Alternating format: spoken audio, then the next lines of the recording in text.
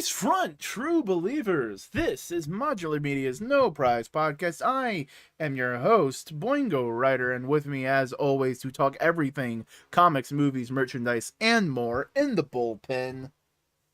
Representing at least my company didn't use AI competition, the Vacuuminator is here. Hey, if we're gonna be honest, Marvel didn't use AI.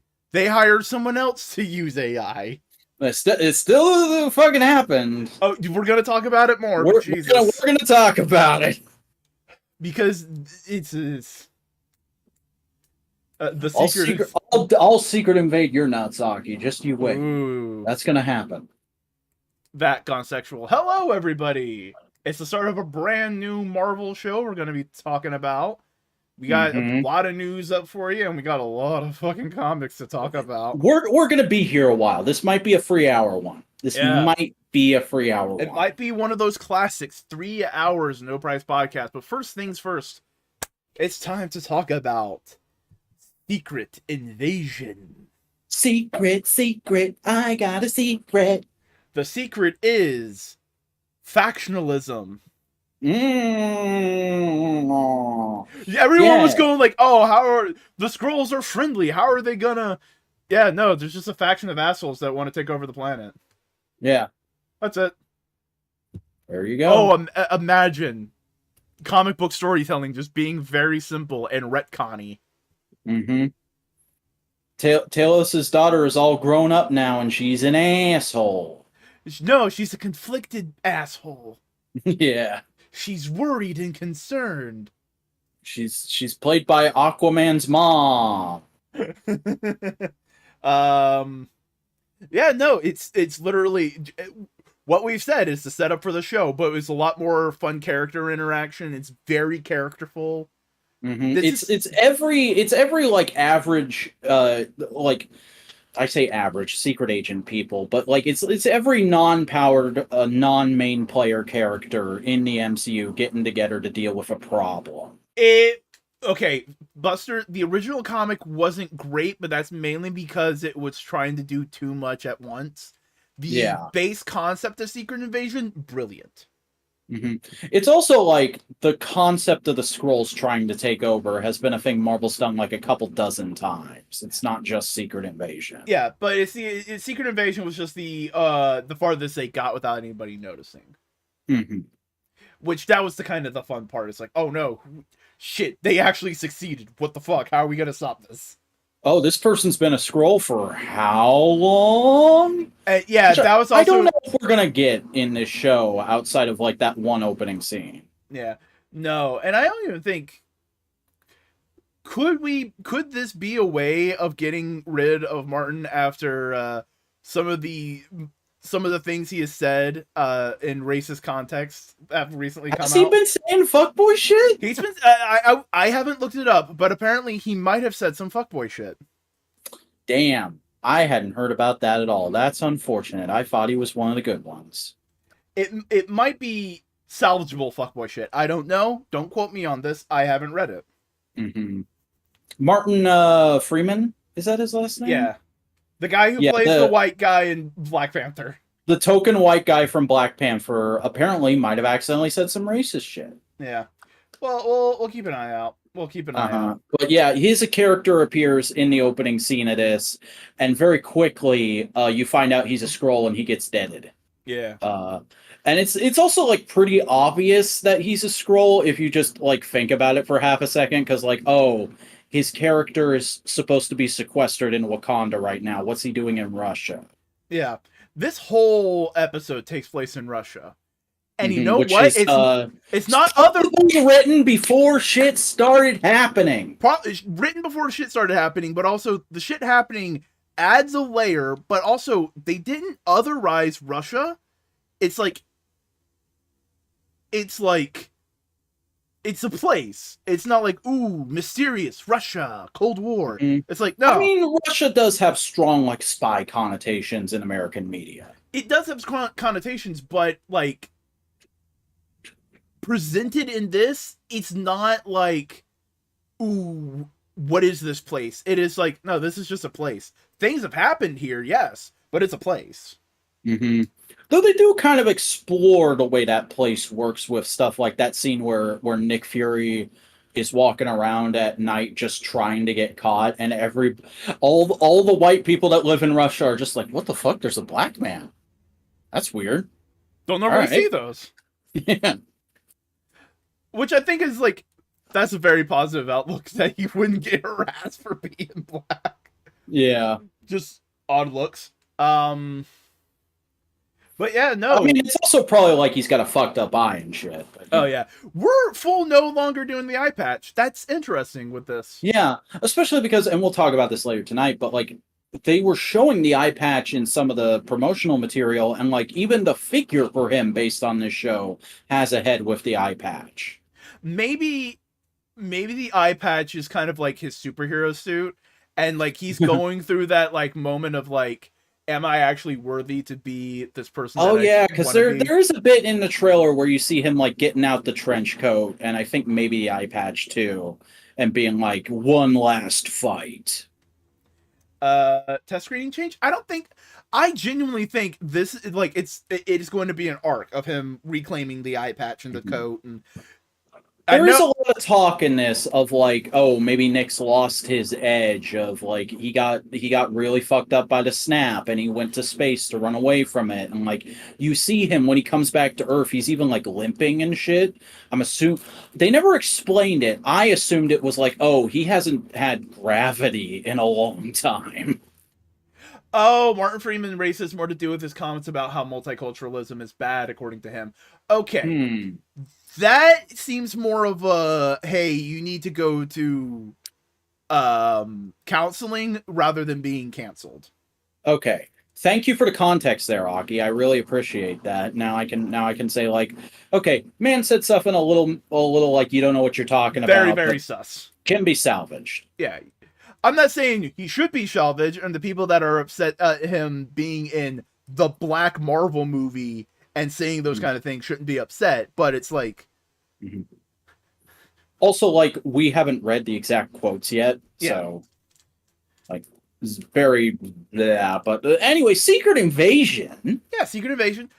This is like prime Samuel L. Jackson. Uh-huh. It is very like action star, subtle spy kind of a thing. It does remind me a fair bit of what I've seen of Agents of Shield, but it definitely has like a harder, grittier tone to it. But this is also just like there was elements of like his character from Pulp Fiction that he brought back. Mhm. There was elements like during the interrogation with the art scroll. That was pure fucking Yeah, dude from that was Pulp. pure what was the character's name? I can never It's remember. not Vincent. Vincent's the other one. Yeah. It's like I want to say Julius for some It reason, but is I don't Jules. think It's that's Jules. right. It's Jules.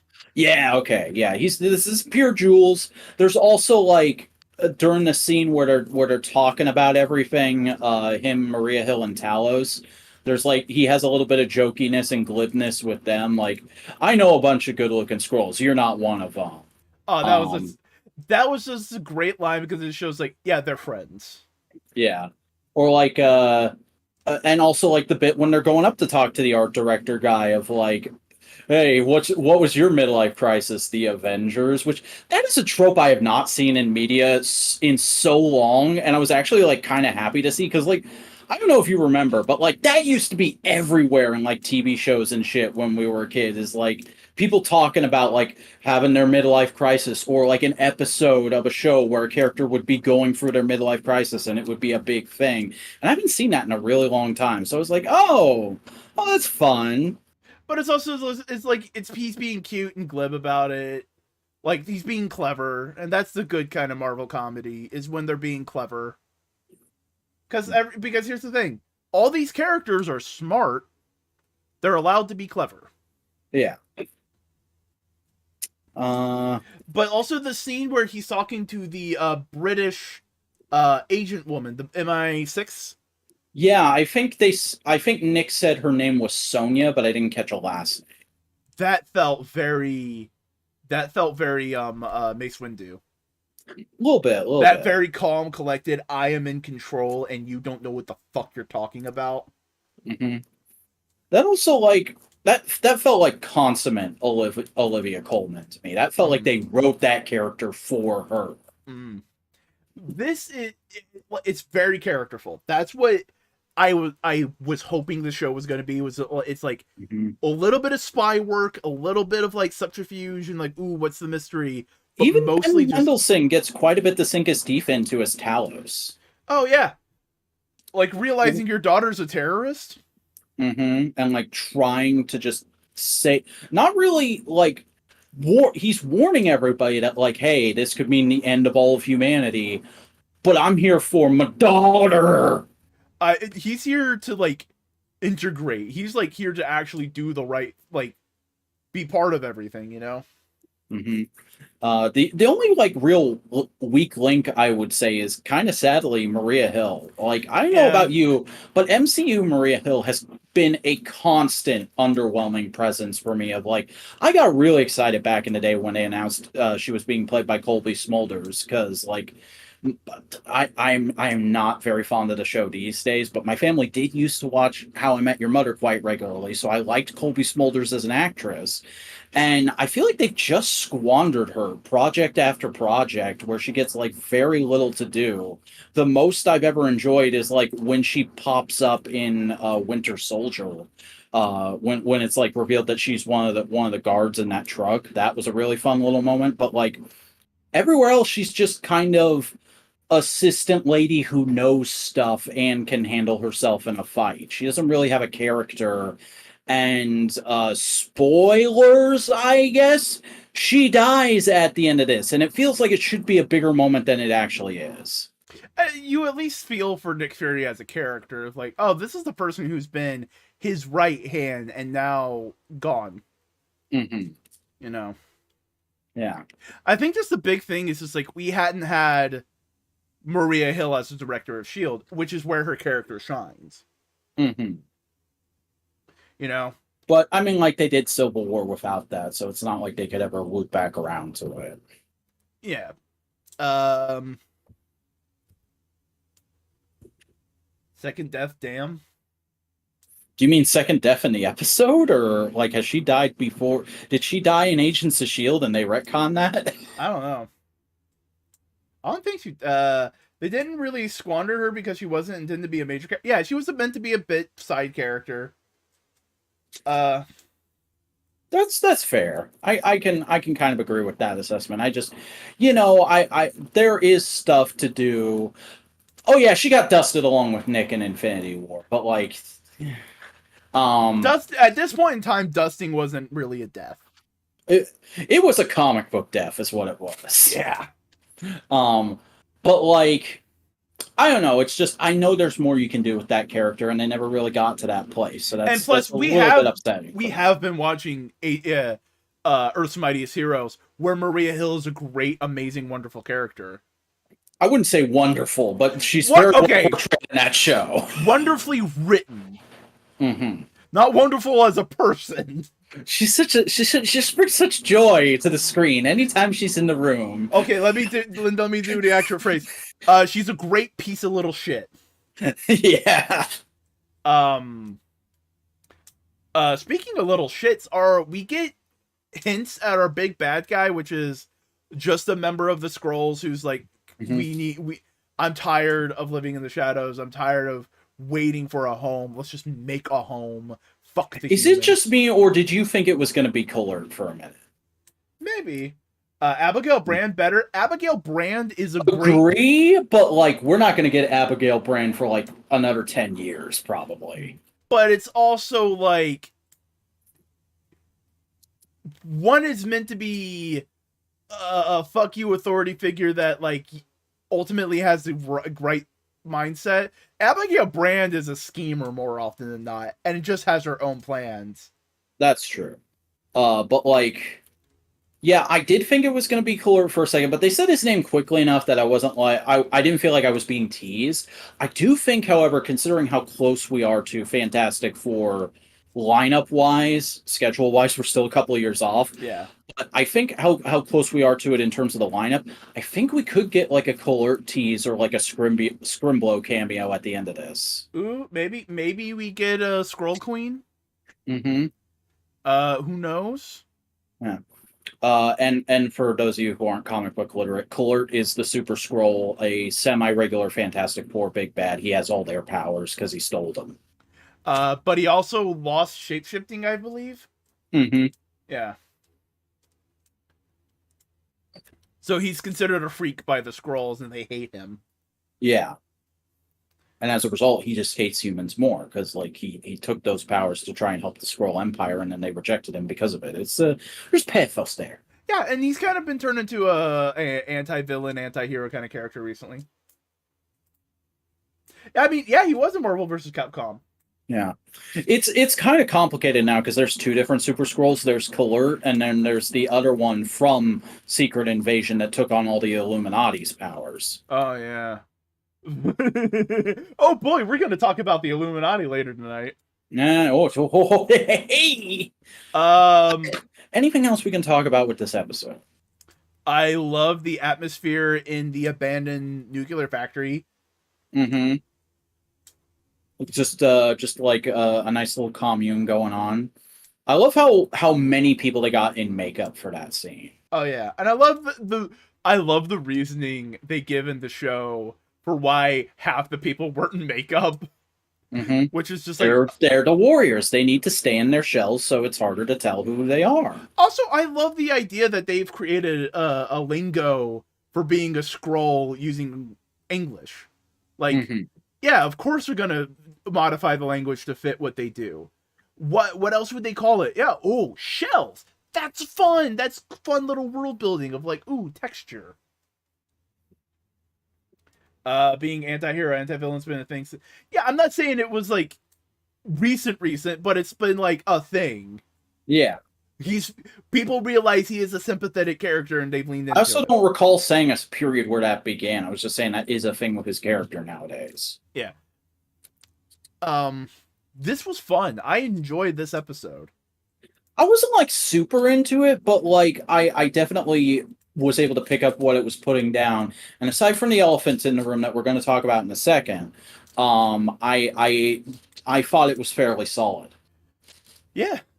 All right, now it's time to fucking talk about the elephant. Jesus Christ. The intro for this is made with a AI program. It was commissioned by the director of the show because he thought it was a cool idea to have a sequence that was conceptually supposed to be about the Skrulls like slowly taking over our world more and more look otherworldly and slightly wrong because that's how AI art tends to look. And like, my dude, I get where you're coming from conceptually.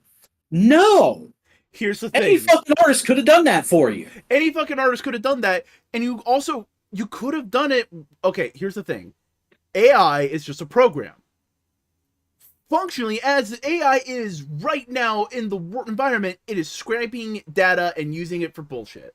And it's also like the service they used has ties to one of the biggest AI data pools that is being sued by a high-profile photographer right now. That's what I'm saying. Also, like, that's the problem. But if like they made their own bespoke AI program, fed it with their own internal art and imagery, and everybody was on board, then it's just a tool. But nobody except the director, like maybe one or two of the editors, and the people who typed the words into the program knew that this was happening. There were effects artists working on this movie on this show who didn't find out about this until the day it released and were like having panic attacks on Twitter. Yeah. And I feel really bad for everybody else involved because some people didn't think 3 feet ahead of them onto a cliff. And also, like, because, as like, Buster said in the chat, fucking terrible timing with this. Having this be like your big tentpole summer release when everyone in Hollywood is on strike because of AI shit. Oh yeah. There's so many little things. Like, conceptually, I understand the director's vision. I totally get it. If he had spent 5 minutes on the internet, he would have realized how to do it differently. Yeah, the fact of the matter is, a lot of people in Hollywood don't pay attention to the internet because they've just fed and regurgitated the stigma of there's nothing but negativity on the internet. It's going to ruin your day if you go on there, and just keep inside the Hollywood machine. And the Hollywood machine tends to just look at any new effects technology and go, "Oh, that's neat. How can we put that in our project so we can be hip and trendy?" Same thing with crypto. Mm-hmm. And they like after a while, like here's the thing, they've learned their lessons. You haven't heard any big major brand or company use cryptocurrency or any crypto. I haven't seen that Matt Damon ad in a theater in a while. When's the last time you heard about like Hasbro or somebody using NFTs? Unless they already had a previously established NFTs twice and then never again. Yeah, like that's the thing. They learned their lesson. I think this is going to be the lesson that Disney learns. How much money you want to bet that the next episode doesn't have the intro? That they went like, oh fuck, let's edit it out. I'm certain the next episode isn't going to have the intro because the second episode of these shows never have the intro. It's only ever the first episode. NFTs all the rage in Japan, unfortunately. Give them time. Actually, no, don't give them time. They still use fax machines. Yeah, they still use fax machines. That they only just cottoned on to Twitter and YouTube like a couple of years ago. Japan's a weird place, man. Yeah. I know they've been using YouTube for a while and Twitter for a while. Dude, you do realize that a lot of Japanese people thought Twitter was Japanese. Really? Yeah. Like, because so many Japanese people use Twitter, so it's like, oh yeah, no, this is a Japanese company. It's like all this kind of stuff. They just assumed. See, my brain is still stuck in the mode of like watching Kamen Rider in the 2010s and seeing people on flip phones writing their blog. Yeah. But overall, Secret Invasion, good show so far. Mm-hmm. It's all right except for like a minute 30 sequence that can easily be edited out. And probably should be. They should khaki shorts guy that shit. Yeah. It is not optimal, but like ultimately I don't want to say I have sympathy for the director. Like I understand what you were going for, my dude. Not like this.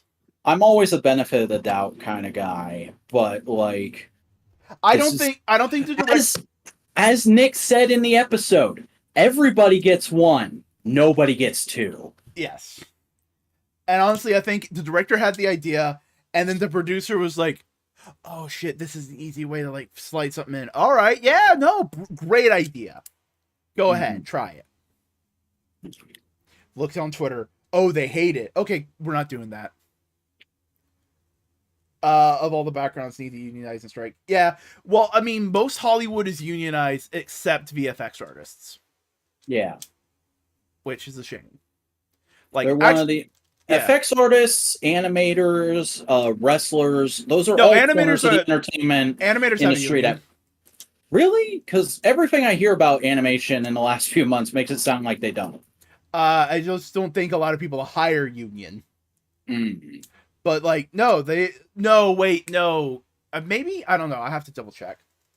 It's been a while since I looked up that kind of stuff. We got to get Wyatt in here. Yeah.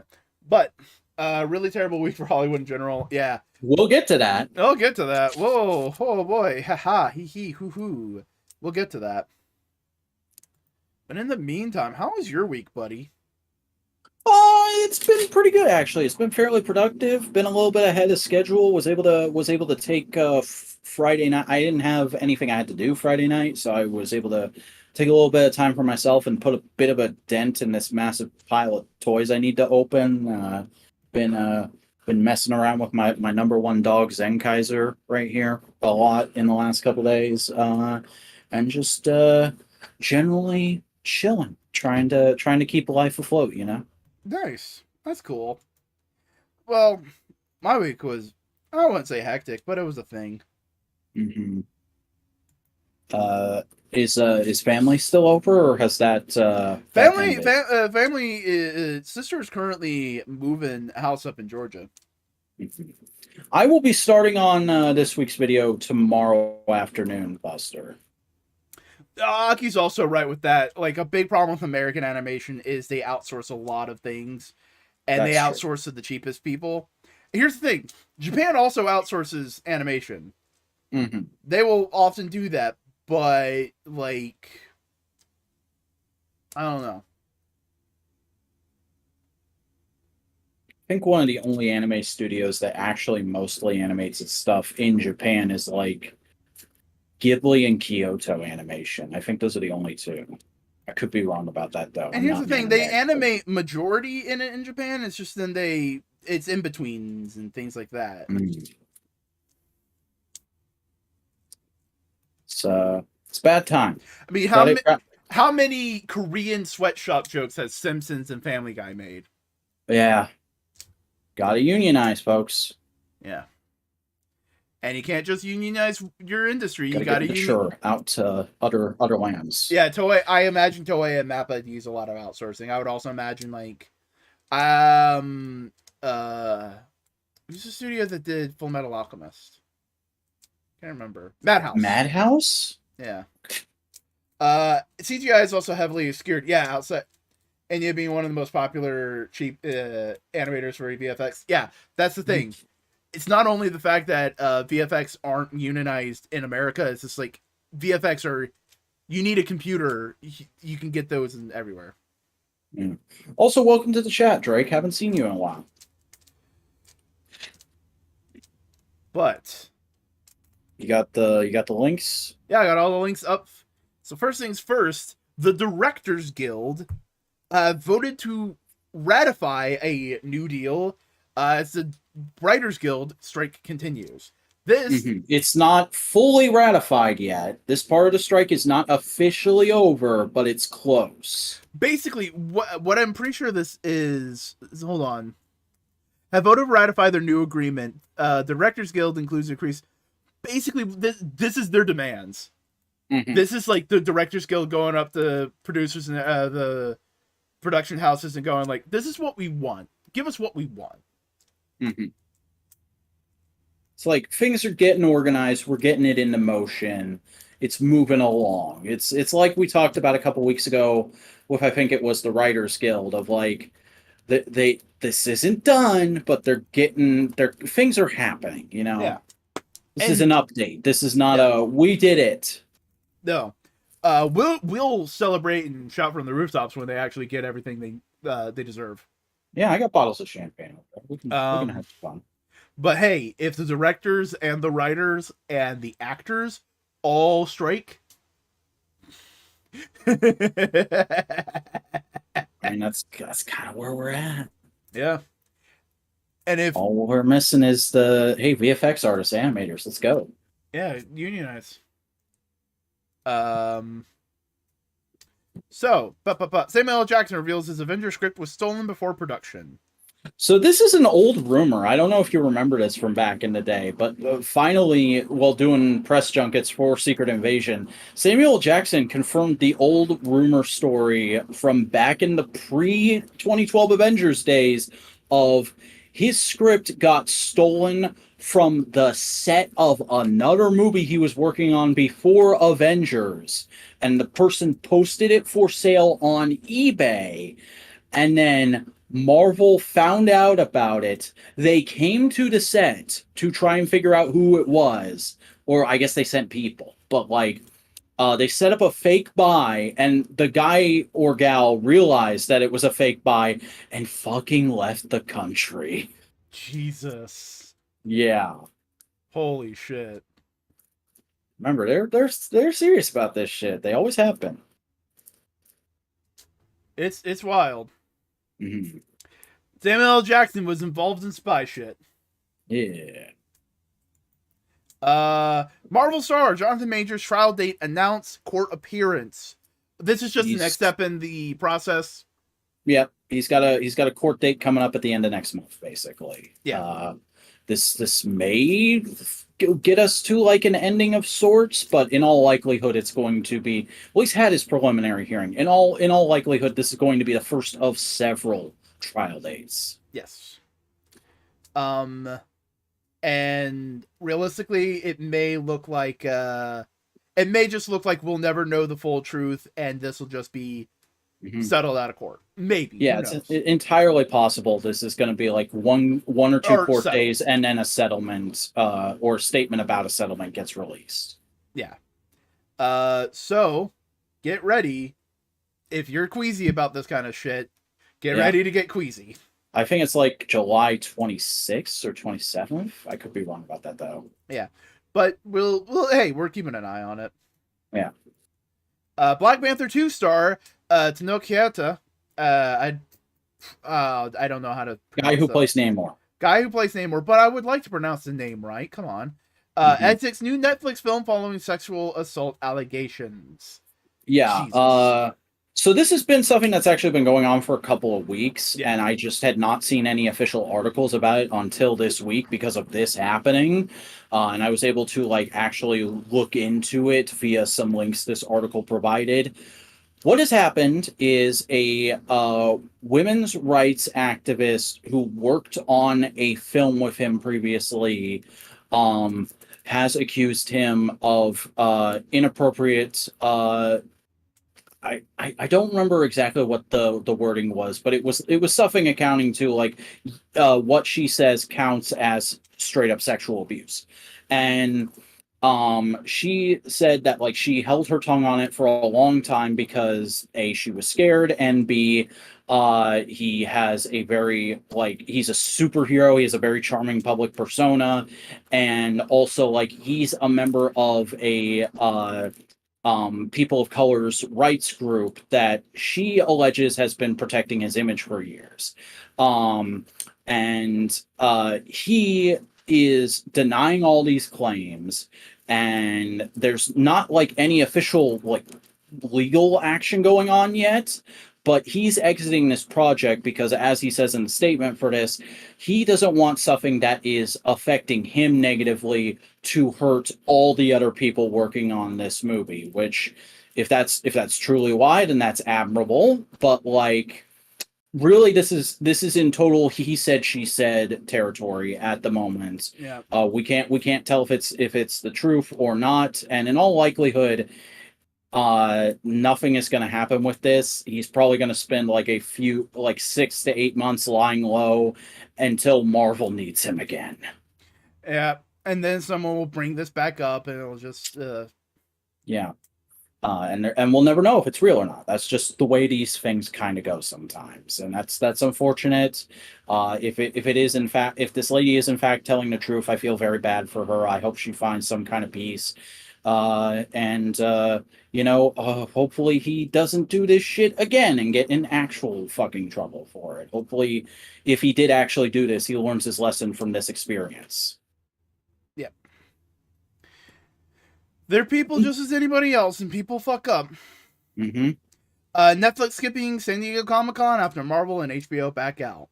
Yeah, so there were like 5 different articles about this, but basically everybody but like the toy companies is skipping SDCC this year. Hasbro and NECA are going to be doing shit, but I'm willing to bet, because nobody has stuff stockpiled to release with the writer's strike going on, companies are going, shit, we don't really have anything exciting to announce. Maybe we shouldn't do an SDCC thing. So Marvel, Warner Brothers, HBO, and now Netflix have all announced, yeah, we're not going to be doing a thing. That's totally fair. Mm-hmm. SDCC. If this kills the SDCC movie era, fucking good.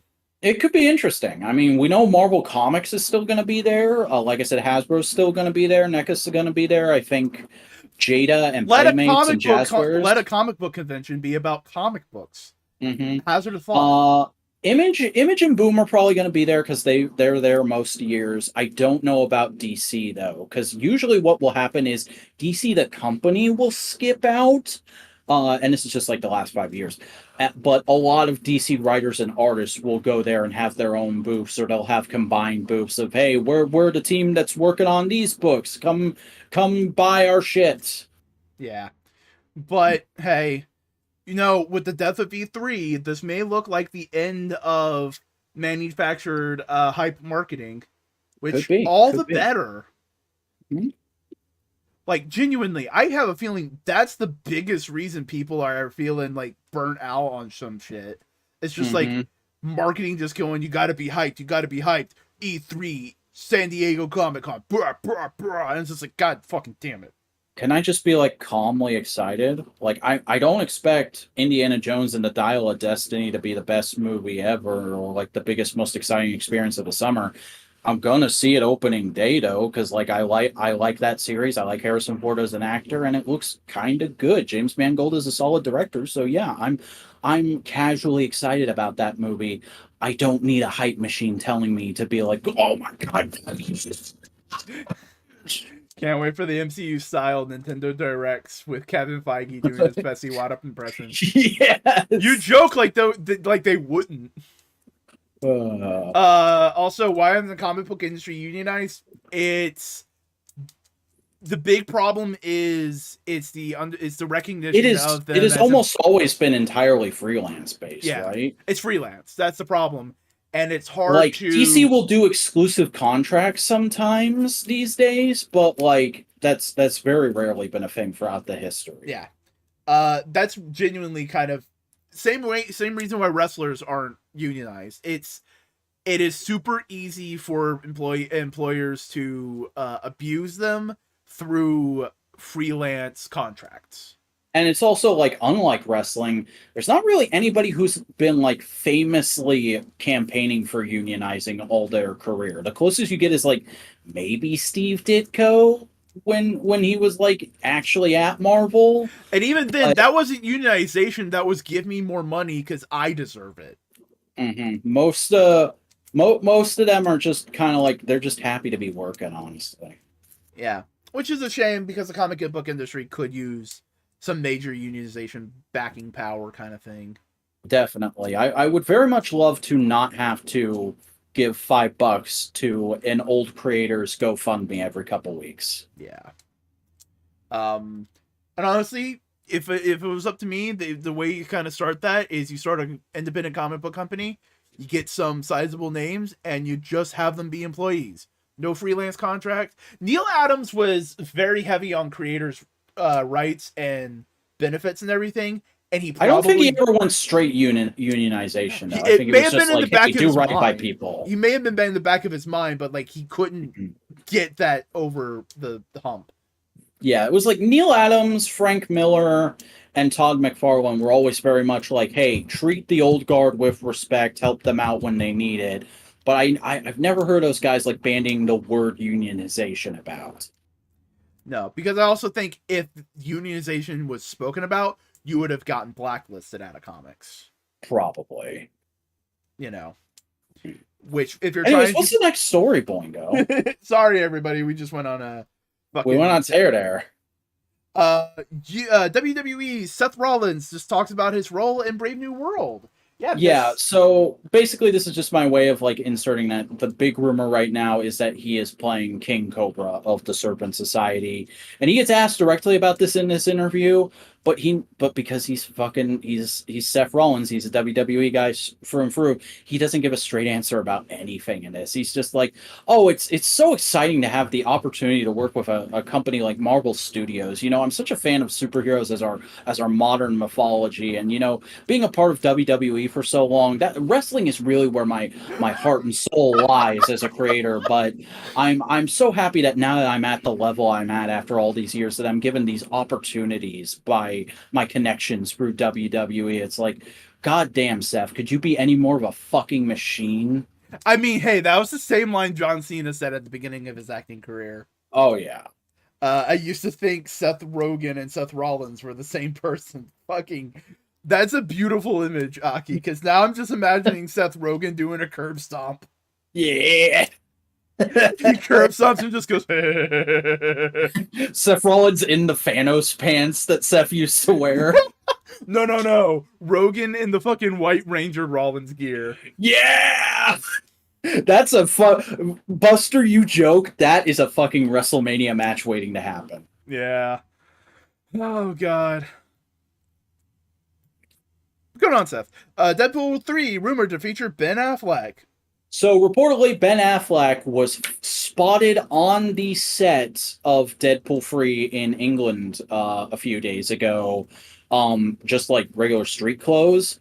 We have no confirmation of this. I haven't seen photos anywhere, and obviously we have no idea who he's playing, but it's entirely possible we might be getting a little Matt Matthew? Murdock Daredevil cameo.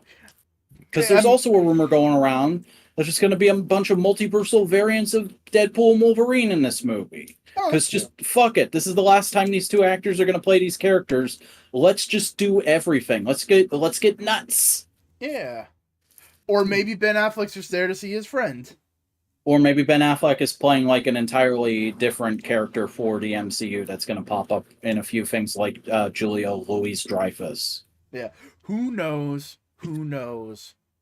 Could just be on holiday. Fair enough, Lockie. Yeah. He's in England just having a weekend getaway, and he's like, "Oh, my buddies are filming. Let me hang out with them for a day." Mm-hmm. Spider-Man Across the Spider-Verse reportedly has multiple versions in theaters. So, this is kind of something to ease us into one of the biggest yikes of this week. This is a fun thing.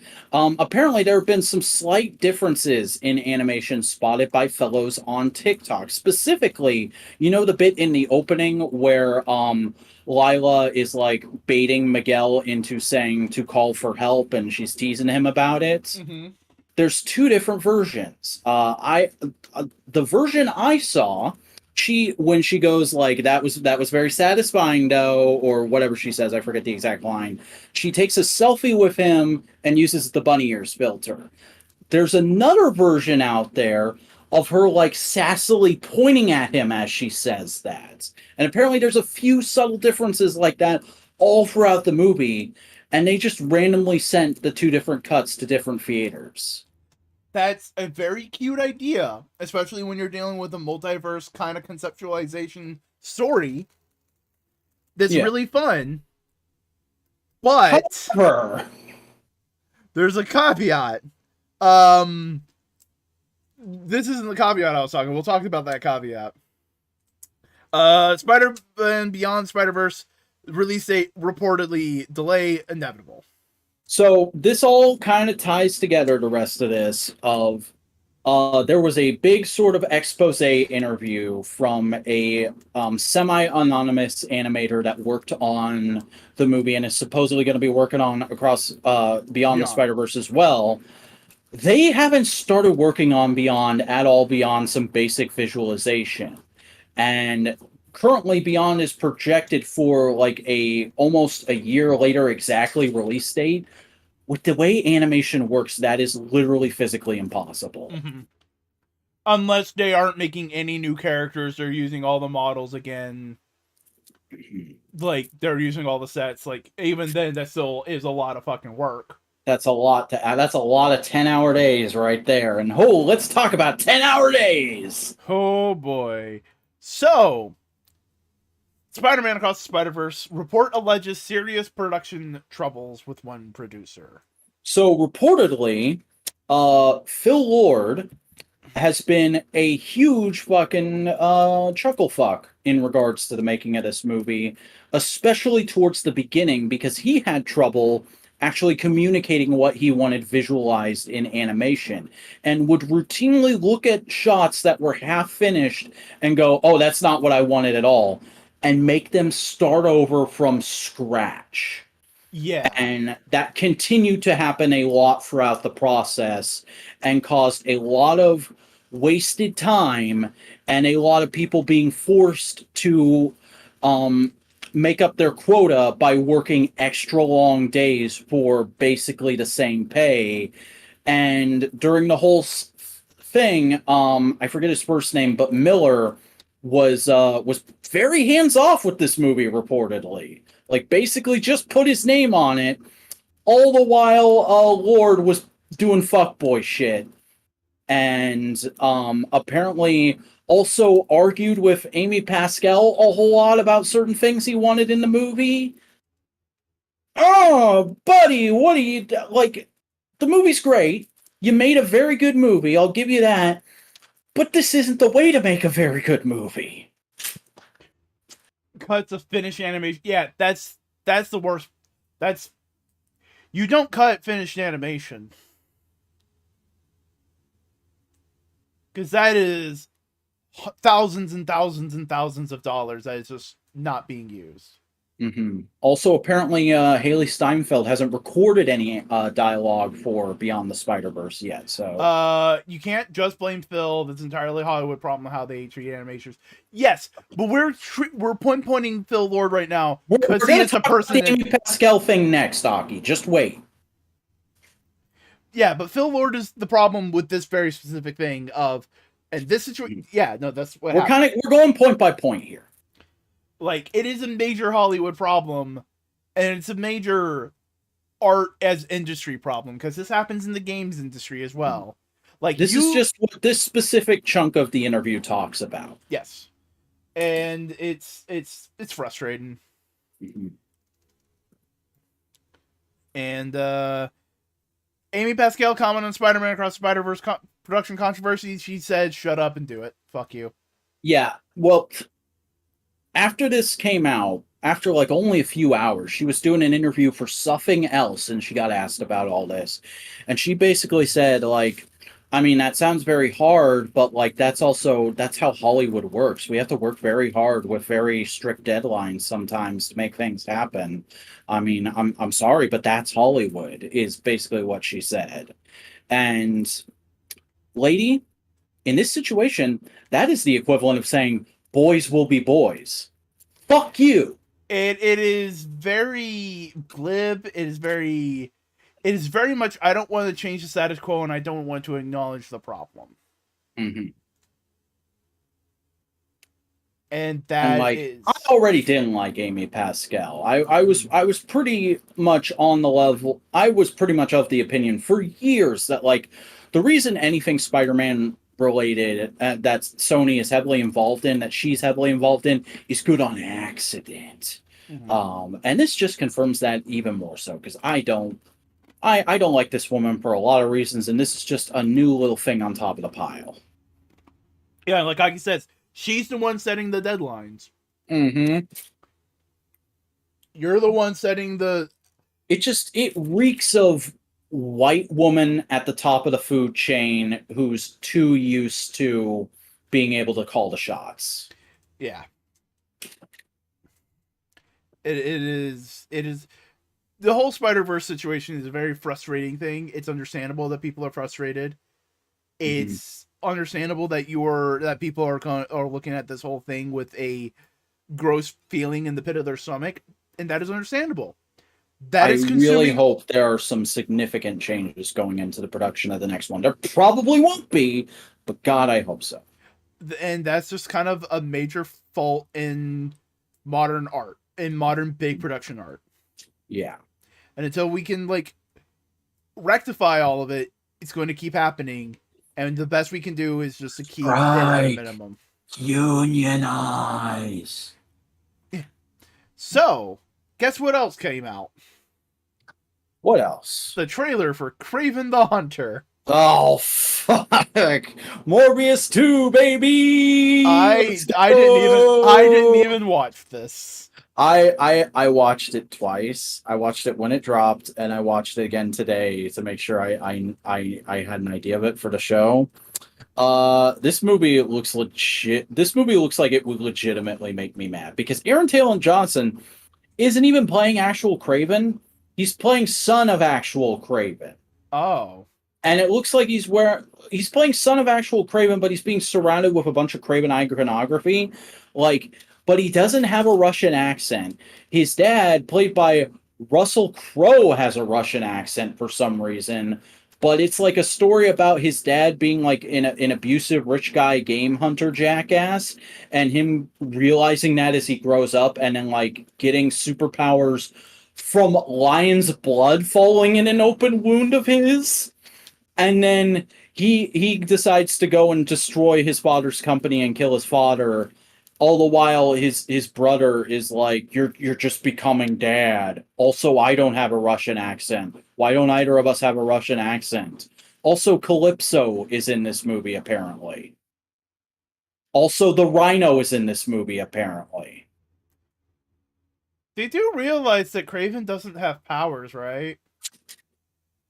But it's a superhero movie. He's got to have powers. He doesn't have powers. He's just really good at hunting.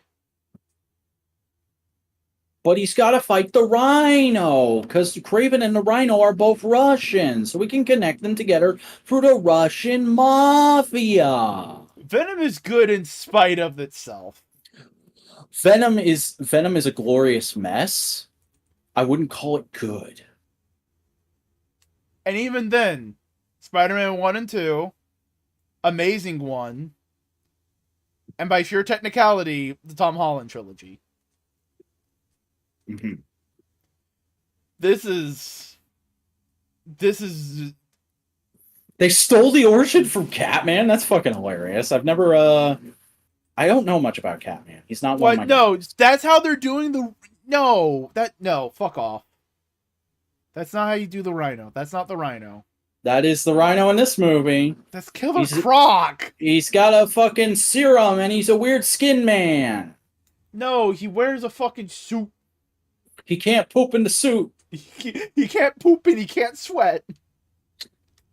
I love actual Rhino. He's a glorious dork. I love how people have picked up on a trend that literally all of most of Spider-Man's rogues are pretty okay with Miles, and they just hate Peter. Mm-hmm. Because Peter kicked their ass regularly and made fun of them, whereas Miles is like, dude, you seem like you got a problem. You want some help with that? You probably shouldn't be doing this. Come on. Yeah. Jesus fucking Christ. God damn it. Why they gotta do this to one of my favorite fucking Spider-Man bad guys? Craven is such a great, just like, Mm-hmm. Man, imagine the movie we could have gotten of if they hadn't been able to get the other Peters back for No Way Home. Imagine the movie we could have gotten of fucking Craven just hunting Tom Holland from New York. Just imagine Craven's last hunt told only from the perspective of Craven.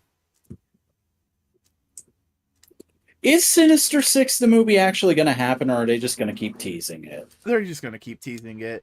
Because, I mean, Michael Keaton wasn't in this trailer. Hey, guess what? El Muerto doesn't have a release date anymore. Yep. It's still on the release schedule, but it says release date to be determined. Probably because it was still in the conceptual stages, and the writer's strike happened. Yeah. Mm-hmm. Really into... Morbius isn't a bad guy. Morbius is a good guy. Yeah, we're going to go to the next article already. Yeah. Bad Bunny exits. Yeah. Because the man's a fucking pop star with a busy schedule. So if you can't make this thing that was obviously supposed to be a star vehicle for him around his schedule, then he's going to fucking leave. I'm okay with what they did with No Way Home, and I understand that.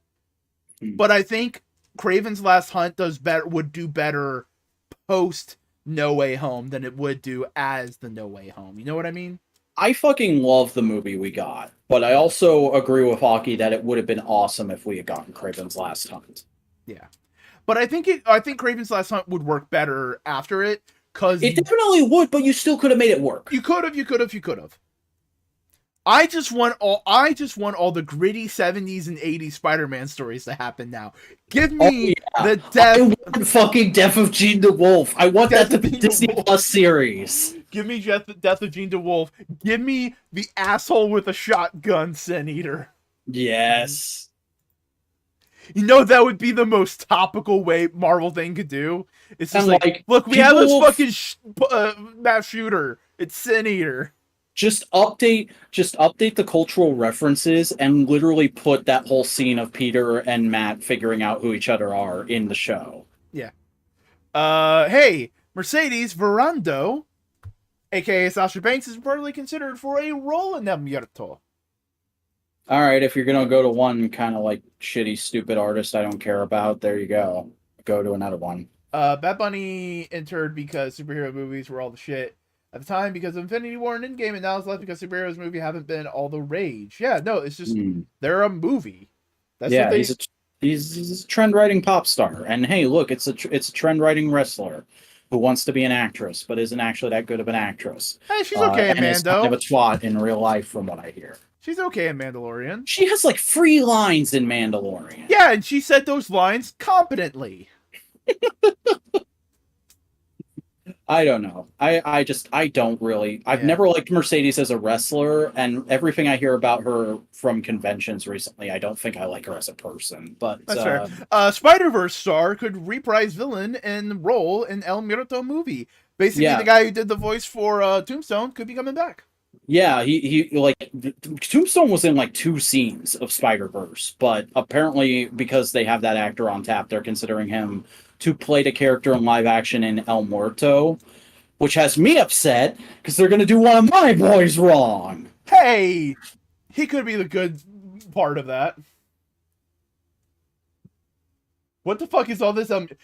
I don't know. We just got a bunch of news for this movie this week. I don't fucking decide the news. I just get it. Yeah, and it's a character that has like what 3 comic book appearances. Mm-hmm. Is dumb. But I hey, I'm just legitimately love Tombstone. So if they fuck him up, I'll be mad. just looking at this guy. I think he could play a good Tombstone. He could get him some nice white makeup. Have him hit the gym. Yeah, He doesn't even need the fake fucking makeup. He's an albino black man. He's already there. yeah, but like Tombstone is cartoonishly albino. Yeah, but if you want to take it with a little bit more of a realistic, this is what you get. Fair enough.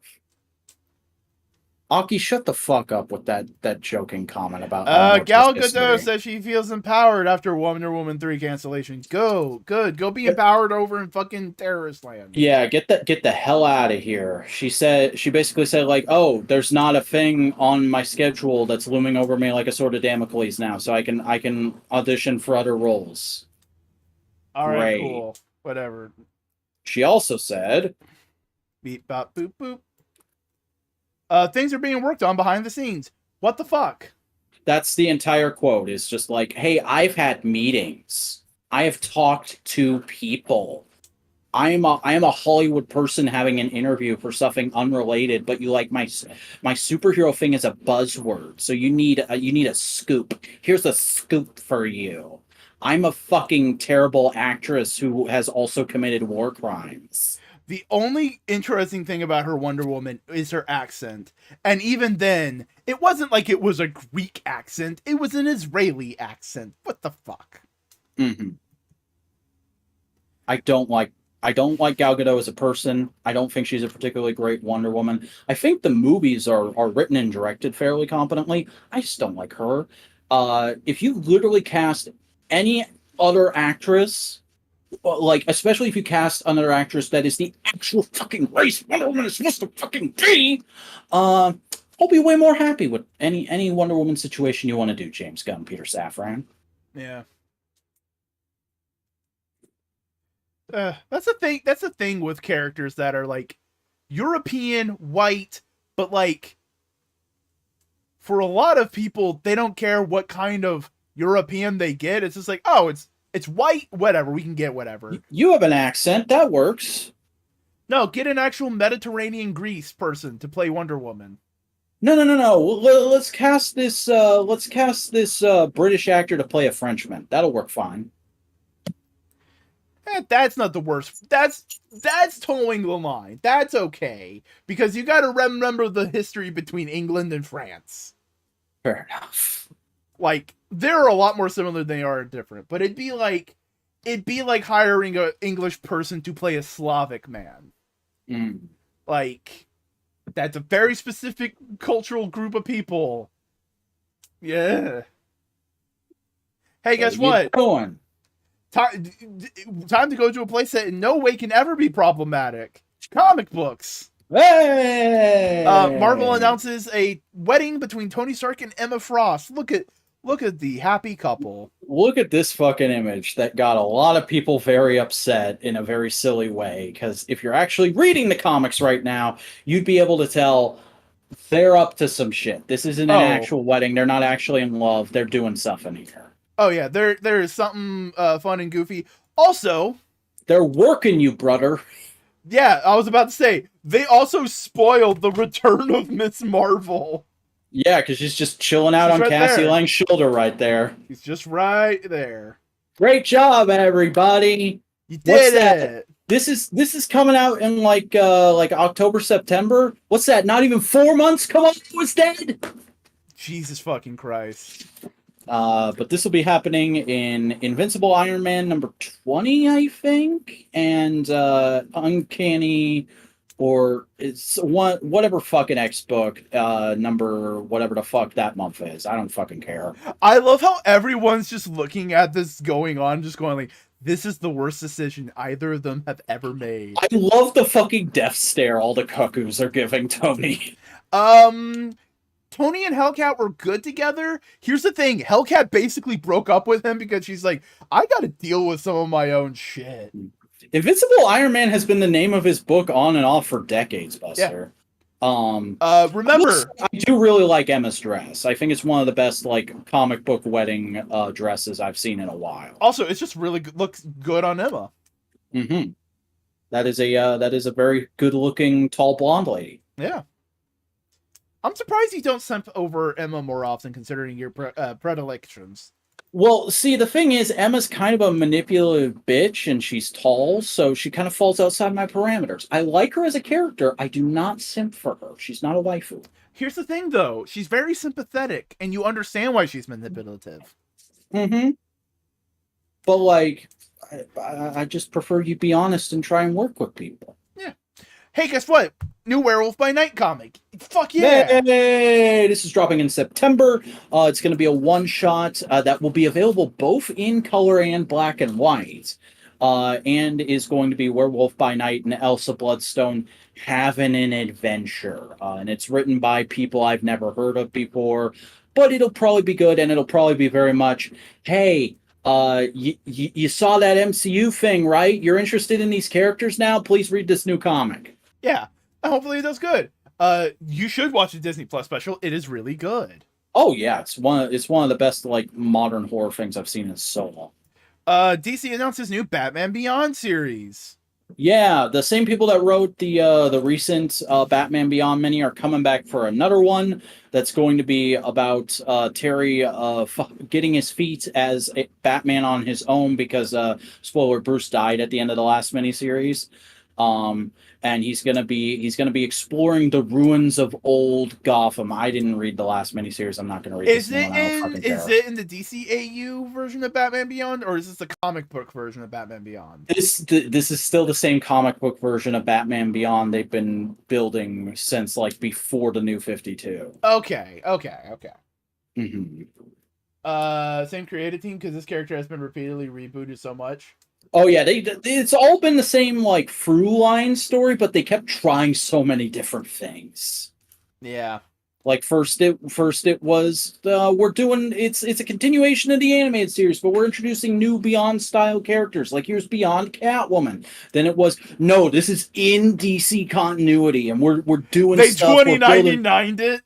Yeah, and then it was, oh, we're doing a big anthology book that's Batman Beyond, Superman Beyond, and Justice League Beyond, and you get them all in the same book. Oh, it's a digital only book now. Oh, the New 52 happened. We got a regular Batman Beyond book again. Oh, we did some weird time shenanigans. Tim Drake is Batman Beyond now. Oh, Future's End, everybody. Oh, now we're finally back to Terry and we're doing something. That's where we're at right now. Jesus fucking Christ. Yeah. Hey, Skybound reveals the roster for the Transformers book. Yeah, they did a fun little thing where, like, every day this week they revealed a different character via like silhouettes getting undone. This is supposedly going to be the cover for the first issue. Our team is Optimus Prime, Wheeljack, RC, Ratchet, and Cliffjumper. I applaud the choice to go with Cliffjumper and not Bumblebee. The rest of this team seems a little bit like we've seen these characters enough before, but also. We're gonna talk about this a little bit more in the next link, but D-Dubs did because he does a weekly artist stream, and he did one this past Friday where he talked a little bit about making this cover. Because of like the marketing way Skybound wanted to reveal it, he had to draw it on like 5 or 6 different layers of translucent paper, which I didn't even know was a thing. And also, I didn't realize the man still hand draws stuff. He's not a tablet boy.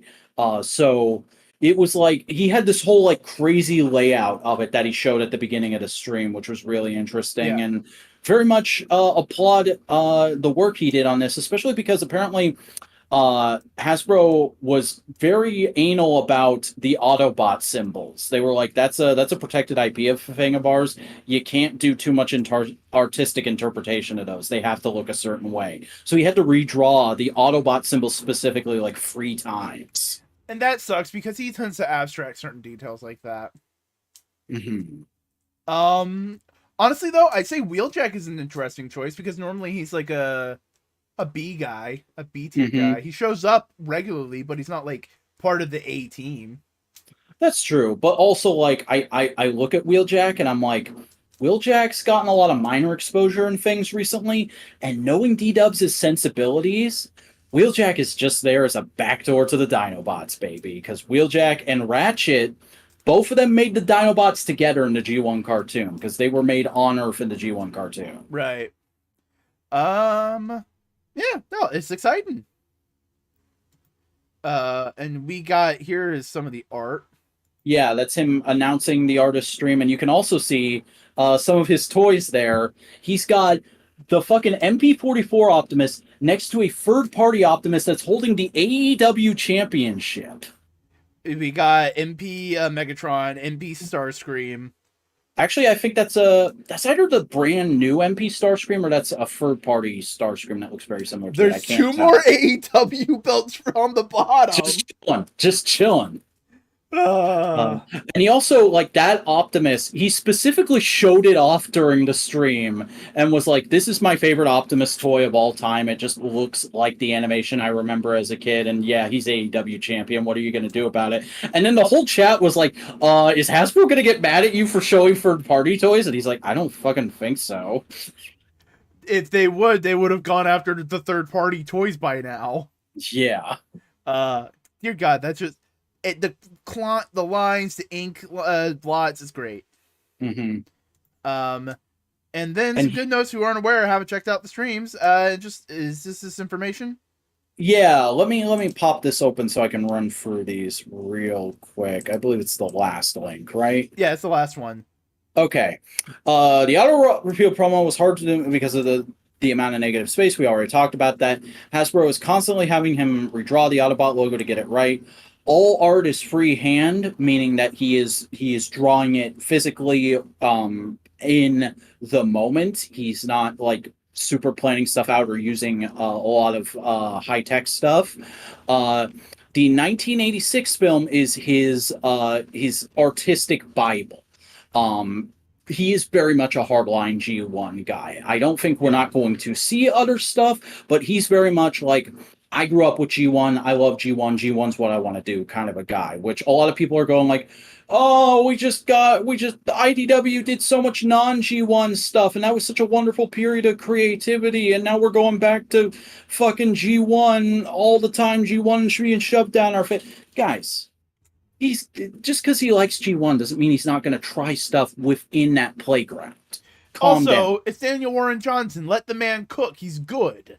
Mm-hmm. Using first and third party toys for reference, we already talked about that. Had all the toys before getting the job. Basically, at one point, people were asking him, like, did you buy these toys for art reference? And he's like, no, I'm a nerd. I buy toys all the time. He prefers the G1 designs. Again, just what he grew up on, what he likes. Optimus is his favorite character. Feels honored to have the job. Loves Rodimus Prime. So that's a fucking good on my, because like, hey, if you are a Transformer fan and you hate Hot Rod Rodimus Prime, I look at you suspiciously. Yeah, you're too much of an old head, in my opinion. What's up, Joppy? Come on the show. Skybound approached him, so definitely they were the way he kind of talked about that. That's a very like abbreviated version of what he said. They were looking at people in the industry and trying to gauge like who's somebody who hasn't worked on Transformers before that people are really hot on right now and likes Transformers. And his name was one of a couple they discussed for a while before approaching him, is what he has been told. Fan of death metal. You already know that if you're a D-Dubs fan. Oh yeah. Recently bought the Transformers G.I. Joe crossover by Jai Lee, which is the old Dreamwave one. And he was very excitingly, like, a big part of the stream was he was going, "Hey, I was at a con last weekend. Let me show you all the stuff I bought." And it's like a lot of like weird little like very being made with your own money indie stuff with very like his kind of art style. And then just Yeah. occasionally he'd go, "Look at this goofy '90s book. Look at fucking A look man at fucking after my own heart. Transformers." Man Mhm. after my own heart. Look at this trade that I've been looking for years because it was in the library when I was a kid, and I've never been able to find a good copy of it since.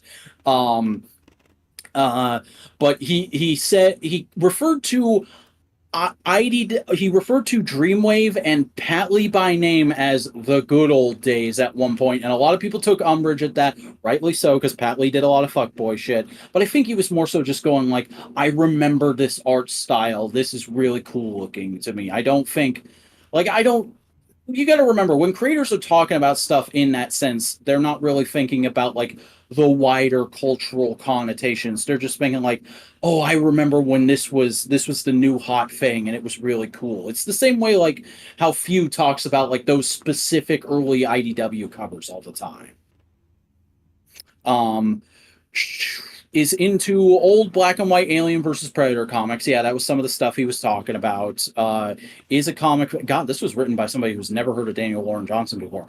Only IDW he's read is All Hail Megatron. People were giving him all kinds of recommendations, like, "Hey, you should read Last Stand of Wreckers. You should read Chaos Fury," and he would be like, "Noted, noted. I'm gonna get into it." Likes jazz. He did like this really cool. The way he ended the stream was he did this like really cool little like sketchbook drawing of jazz, just like listening to some tunes on his headphones. And at one point, he was drawing just like a wire coming from the headphones. He was like, "I don't know where this is going. This is just pure sketchbook. I'm spitballing here."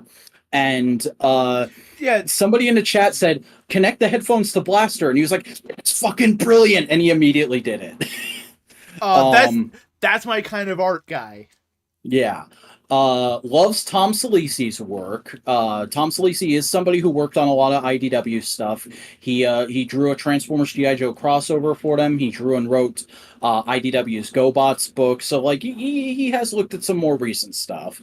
Only starting with G1 designs while taking it in unexpected directions, like we were saying. Just because he's in that playground doesn't mean he's not going to try new things with those toys.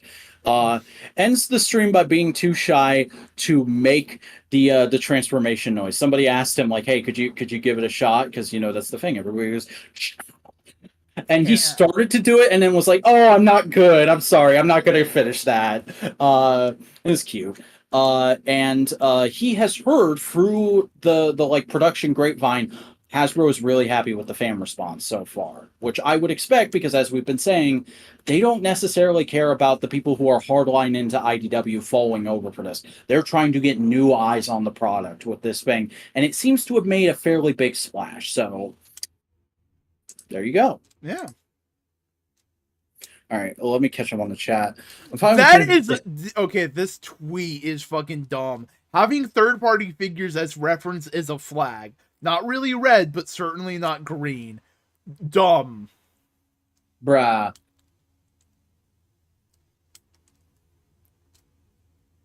Bruh. Uh,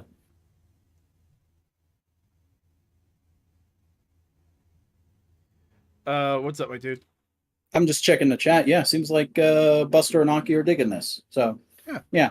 Smart people like the direction things are headed in. And remember, like, don't judge the work until you fucking looked at it. It's not out yet. It'll be another couple of months. Just like be cautiously optimistic or optimistic, like we are. Yeah, and like Aki said when you were talking about him talking about Dreamwave, of like sometimes artists look at the material more often than the person.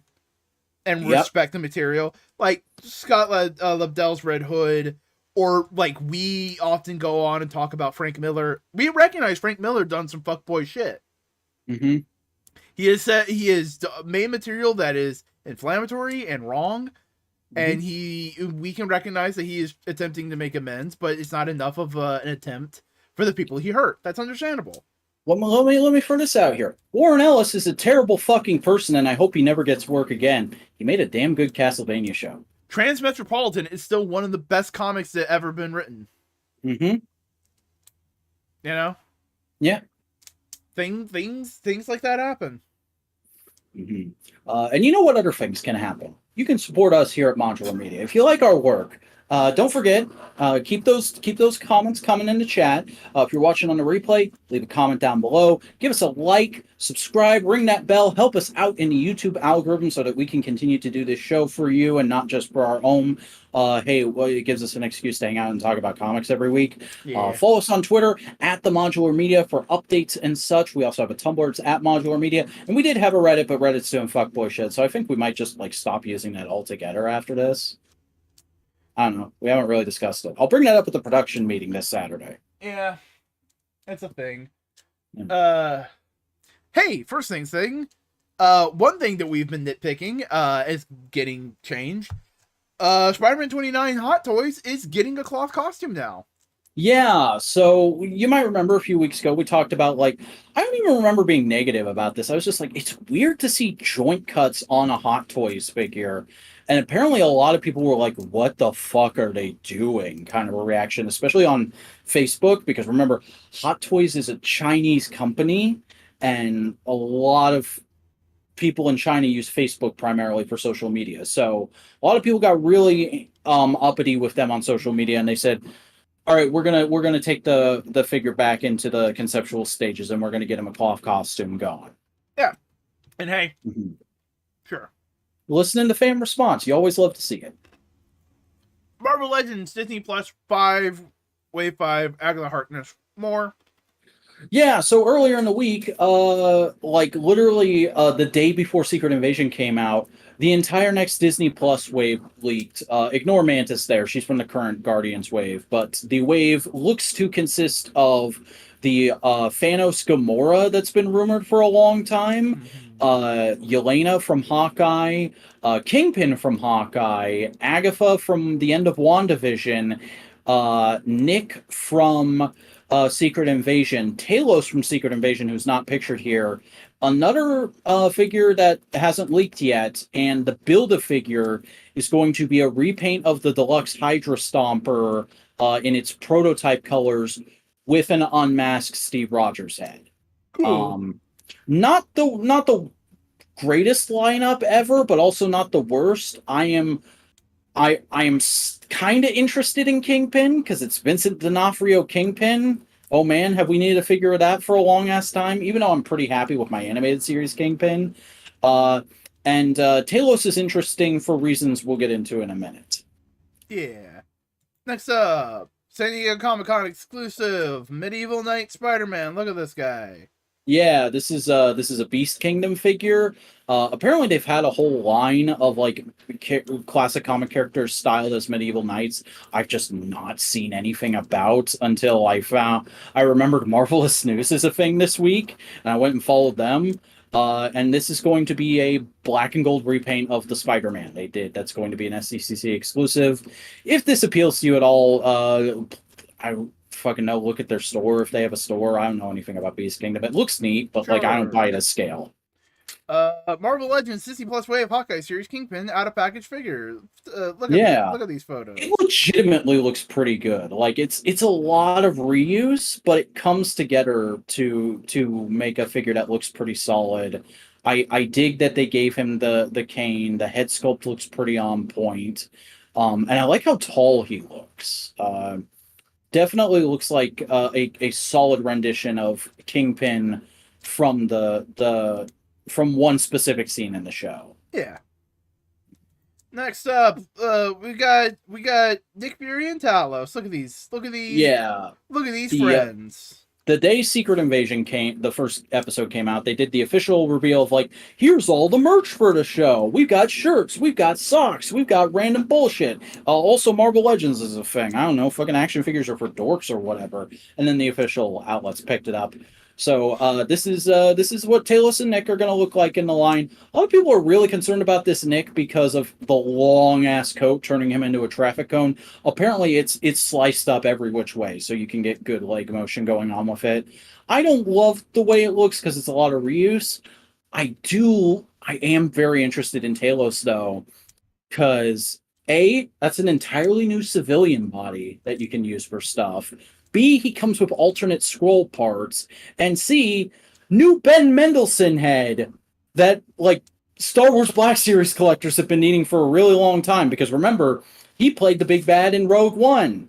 And that figure came out before they had face printing in that line. And it's never gotten an update. So, hopefully, the engineering is similar enough that you can just pop that head off the ball joint, pop the head off the old Director Krennic head, and swap them, and it'll look fine. And then you can just have your Talos looking scrolly all the time.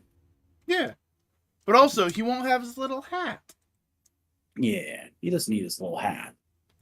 DC Comics Mayfag's Batman and Bane. All right, now we're getting into the good shit. Look at that Bane. If you remember, these were teased at the Mayfex Summer Show last year, and now we have the official solicitations and pre-orders. This Bane looks phenomenal. As long as it is the right size, which from these photos it looks like it is. Mayfex has had a size issue in the past where they just released a 4 that's a little too small. They released a Venom a few years back that a lot of people thought were too small, but if you looked at the actual art, it's fucking based on it was the right size. And I'm confident this might be like the definitive classic Bane figure. And this Batman looks like a Nightfall Batman. It's a good companion piece, but I don't particularly care for this look for Batman. You don't like the? I thought that was a mustache for a second. No, he's got a snorkel thing. Yeah. And he comes with one batarang on a rope. His accessories are like a bunch of cape and cowl options and a batarang on a rope. The cape looks great. It looks like it's flowing right. Mm-hmm. I don't know. I might like this if there was like more regular batarangs and a grappling gun, and it was the black accents instead of the blue. But as is, it's like the Batman looks nice, but it's an easy pass for me. This Bane, though, I fucking need this Bane. This Bane, though, look at this Bane. Hmm. McFarlane. Speaking of Banes, yeah. This is just click on the top image there, and that's as big as it gets. They've announced a gold label re-release of their Dark Knight Rises Bane Build-A-Figure that's going to come with a soft goods coat. That's the only change. It comes with a soft goods coat, which is interesting because I don't think, at least in this line, McFarlane has done soft goods before, so it'll be interesting to see how that turns out. But, like, I don't have an attachment to this version of Bane, aside from, like, the general, like, meme pop culture meme zeitgeist of that time. I do have a bit of nostalgia for that, but yeah, don't need it. Don't need it. And yeah, it's Tom Hardy Bane, but can we at least admit that's a really good rendition of that version of Bane? Yeah, and I do love that coat. I would wear that coat if I could. Great point there, Aki. You can make Ben Mendelsohn a Power Ranger with this new figure. You could also make him a Gijo. Mm-hmm. A Gijo. A G.I. Joe! McFarlane Toys are releasing a Batmobile and Batman combo based on the 1989 Batman movie. Wow, Todd. Wow. A lot of people got apparently really upset with him that the Batmobile and Keaton Batman he made was based on the new fucking Flash movie appearance and not the 89 exact look. It didn't have the matte finish from that movie, and the suit wasn't exactly right because he's got a slightly updated suit in the Flash, and so here he is going like, all right, I guess if you guys really want it, I'll do a combo pack, and it'll be the classic Keaton version, and then you can just get what you want after I've already gotten my money out of you for buying this version. Yeah, it just feels very obvious. Like, why wouldn't they do that? Yeah. McFarlane Toys Blue Beetle movie merch revealed. Look at Blue Beetle. We've already talked about most of these figures before, but these are the official solicitation press photos. I still think, like, Carapax looks like a cool figure, but he does not look like a DC Comics character. He looks like a fucking Pacific Rim mech. I don't know if that's what he looks like in the comics, but You know what I am longing and living for? Is the what? moment this movie comes out and everyone is just going like, because it's fun and something different in Blue Beetle, just going like, oh man, the whole movie was really good. Just pointing out, yeah, but it probably has it'll probably have the same problem everyone complained about with Marvel movies. The Maybe. bad guy is just an evil version of the good guy. Yeah. Also, they're doing a bit of a weird thing here with Jaime. They're releasing two different figures at the same price point. One that comes with the sword and a couple different blasters, and one that comes with the wings. I don't know why you wouldn't just do one release with all the accessories at a higher price point, but I mean, sure. Also, I dropped stuff. There's a minor bit of that makes sense. I'm not saying it completely makes sense. Yeah. Also, they're doing a couple different statues, and that's what these are. Yeah. I don't know. Todd statues never really interest me, but there they are. Yeah. Look at that butt. Look at that butt. Look at that boy. Look at him perch. Look at him perch. That's not a bad statue if you're into statues, though. Yeah. I could see that like on top of a toilet or something. On top of a toilet? Yeah, Jaime Reyes watches you while you poop. Well, he's Why- crouching like he's pooping. Why, mutual pooping. Yeah, poop with Jaime. New Poop from with McFarlane. Jaime. DC Superman vs. Superman number 3 with Atomica 2-pack. This should have been a fucking slam dunk. Because what is the thing I always talk about with Superman figures? What? No smiling head. Where's the smiling head? Superman should have a smiling head. So here is a Superman they've already released with a new head that is smiling. But look at how fucking goofy that sculpt looks. It does not look like it belongs on that body. No. No, It looks like they have a body of Henry Cavill as Superman and a head sculpt of John Candy as Superman. If you take one of them away, if you just look at the face, it's okay. Face and body is like, You know what? From this distance, it's not as bad. Yeah, it might look fine on like a shelf from the other side of the room, but like up close figure photography, that's the. But like, hey, if you somehow haven't gotten a McFarlane Superman yet, and you're collecting that line, here you can get Superman and you can get Ultraman, but we can't legally call him Ultraman anymore. And a little statuette of Atomica, where the fuck that is, I've never heard of her before, honestly. It's probably some storyline this is directly based on that features her. Ultraman looks cool, though. Yeah. All right. There's the Atomica thing. Reminds you of Rob Liefeld. I can see that, actually, yeah. Especially with, like, the way Ultraman's torso looks there. He's a little thinner in the torso, in, like, the stomach area than he should be. We got some Target Geek Out Summer things from McFarlane. Yeah, Target does a event every summer. They have since the start of the pandemic, where it's like, every week, new pre-orders for Target exclusives during the summer for 6 weeks straight. And this week it was Todd's turn. So, first off, we have a couple Jokerized figures. Here's Dark Knight Batman that's Jokerized. I like that they kept this within sort of the aesthetic of the movie. I like that he's got like the Heath Ledger Joker sort of spray painted on the mask. That's a cool take on it. Yeah, that's not bad. But I don't personally care for this aesthetic. And the next one. Yeah, Joker. Here's a Joker that's been Jokerized. It's just an alt suit. Yeah, and he actually kind of looks less like the Joker to me. Like I don't think of dark purple as Joker's color. It's got to be like a lighter, brighter purple. And like the hair is too neon, I think. Like it looks weird. Also, they're re-releasing the Bane Build-A-Figure Jokerized, so you can expect to get the other figures from this wave Jokerized as well. Like I know there was a Two-Face. I think there might have been a Ra's al Ghul. I could be wrong about that. It's been a while since we talked about this wave. What Batman Who Laughs should have been, to an extent, I agree, but also, Yeah. Now, this Doomsday. I don't care about this Superman. This fucking Doomsday looks fucking as it looks as perfect as a Doomsday figure as that Mafex Bane looks as a Bane figure, because it is just big, chunky, fucking sculpted up to look razor sharp to the nine, and has just enough articulation that you can get him into the key Doomsday, I'm gonna fucking punch the shit out of you poses. This is the first time we've talked about a Todd thing on the show where I am legitimately like, I am planning to get this. I want Question. this Doomsday. Did Doomsday always have a ponytail? Yeah. I could have swore he was bald. No, this ponytail is part of his design. Why Also, the fuck does he have a ponytail? I don't know. The fucking 90s.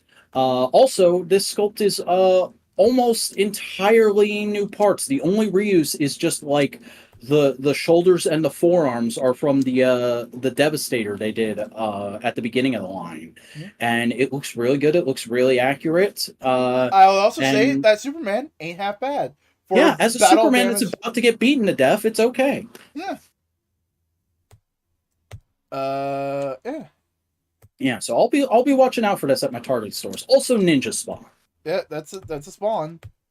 That is a Spawn that looks like he's been hanging out with Sub-Zero. Okay, I was about to say, if you took Spawn away, you would just say, "Oh, that's a new Mortal Kombat character." Yeah. Jesus.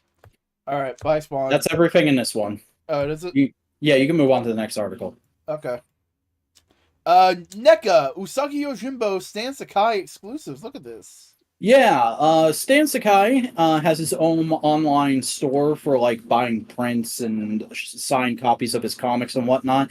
And apparently, part of his deal to get Usagi Yojimbo figures made by NECA is his store is the exclusive place where you can pick up the black and white variants. So right now, available on his store, you can just go and buy. It's not a pre-order. You can buy and have it shipped to you. The black and white version of his classic Usagi Yojimbo and the space Usagi Yojimbo that we haven't even gotten in color yet. That one is like the first way we're getting it is as in black and white. Dear God, I kind of want the black and white version. Mm-hmm. They look dope. Because that's just what he looks like in the book. Mm-hmm.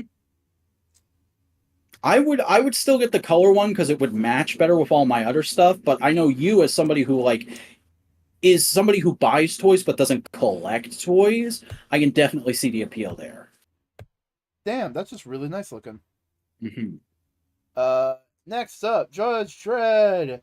Judge Anderson versus the Dark Judge's figure. Look. This is just the Judge Anderson we already have, but with a different base. Yeah. But it's based on a specific moment from the comics. Yeah, because remember, Judge Anderson's psychic, and the way that they transport the Dark Judges is psychic energy.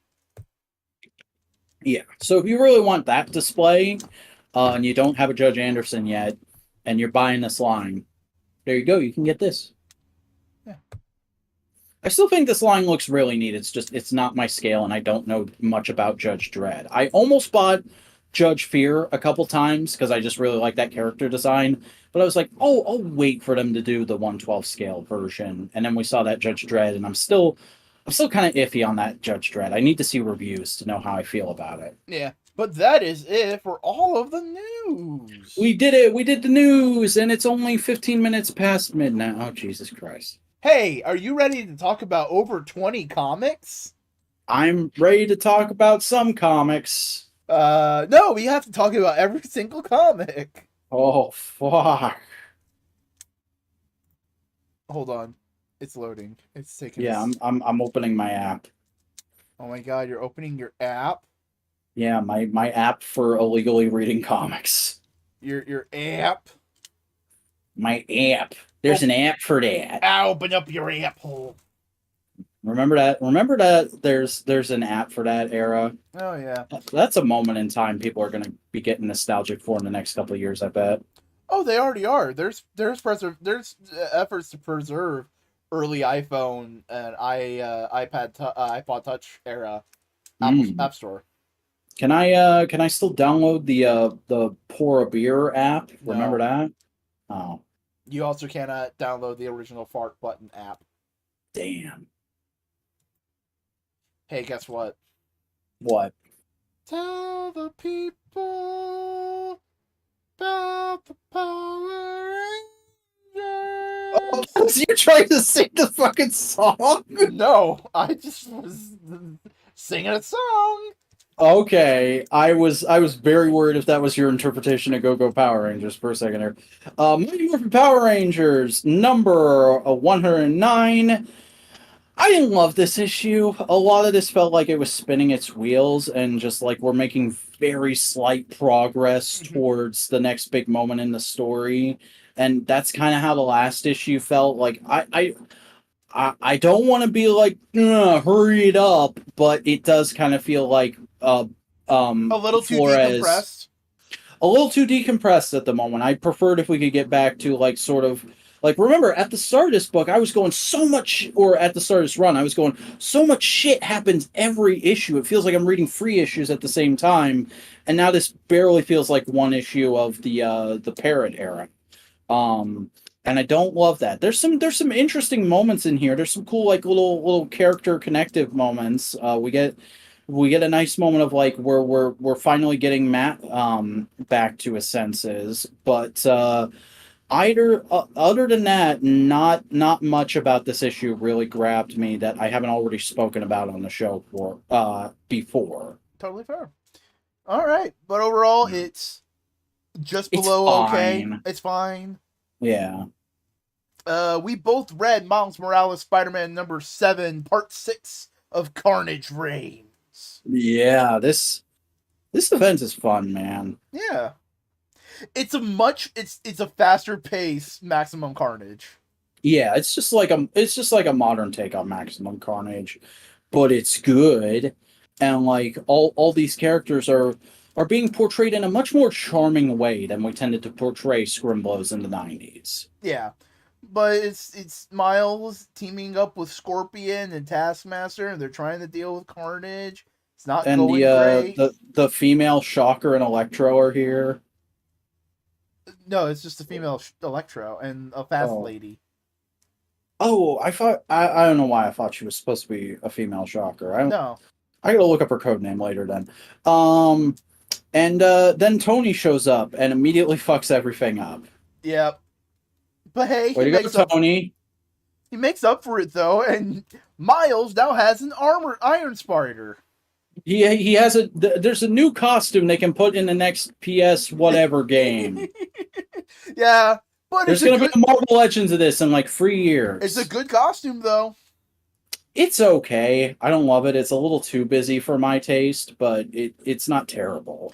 It feels like it's meant to resemble the original Iron Spider and the MCU Iron Spider, Mm-hmm.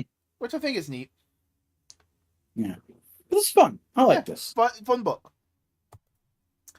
You also read Rogue Sun. Yeah. Oh, this issue of Rogue Sun was pretty good. Let me tell you, buddy. As soon as I find it here, there it is. Uh-huh.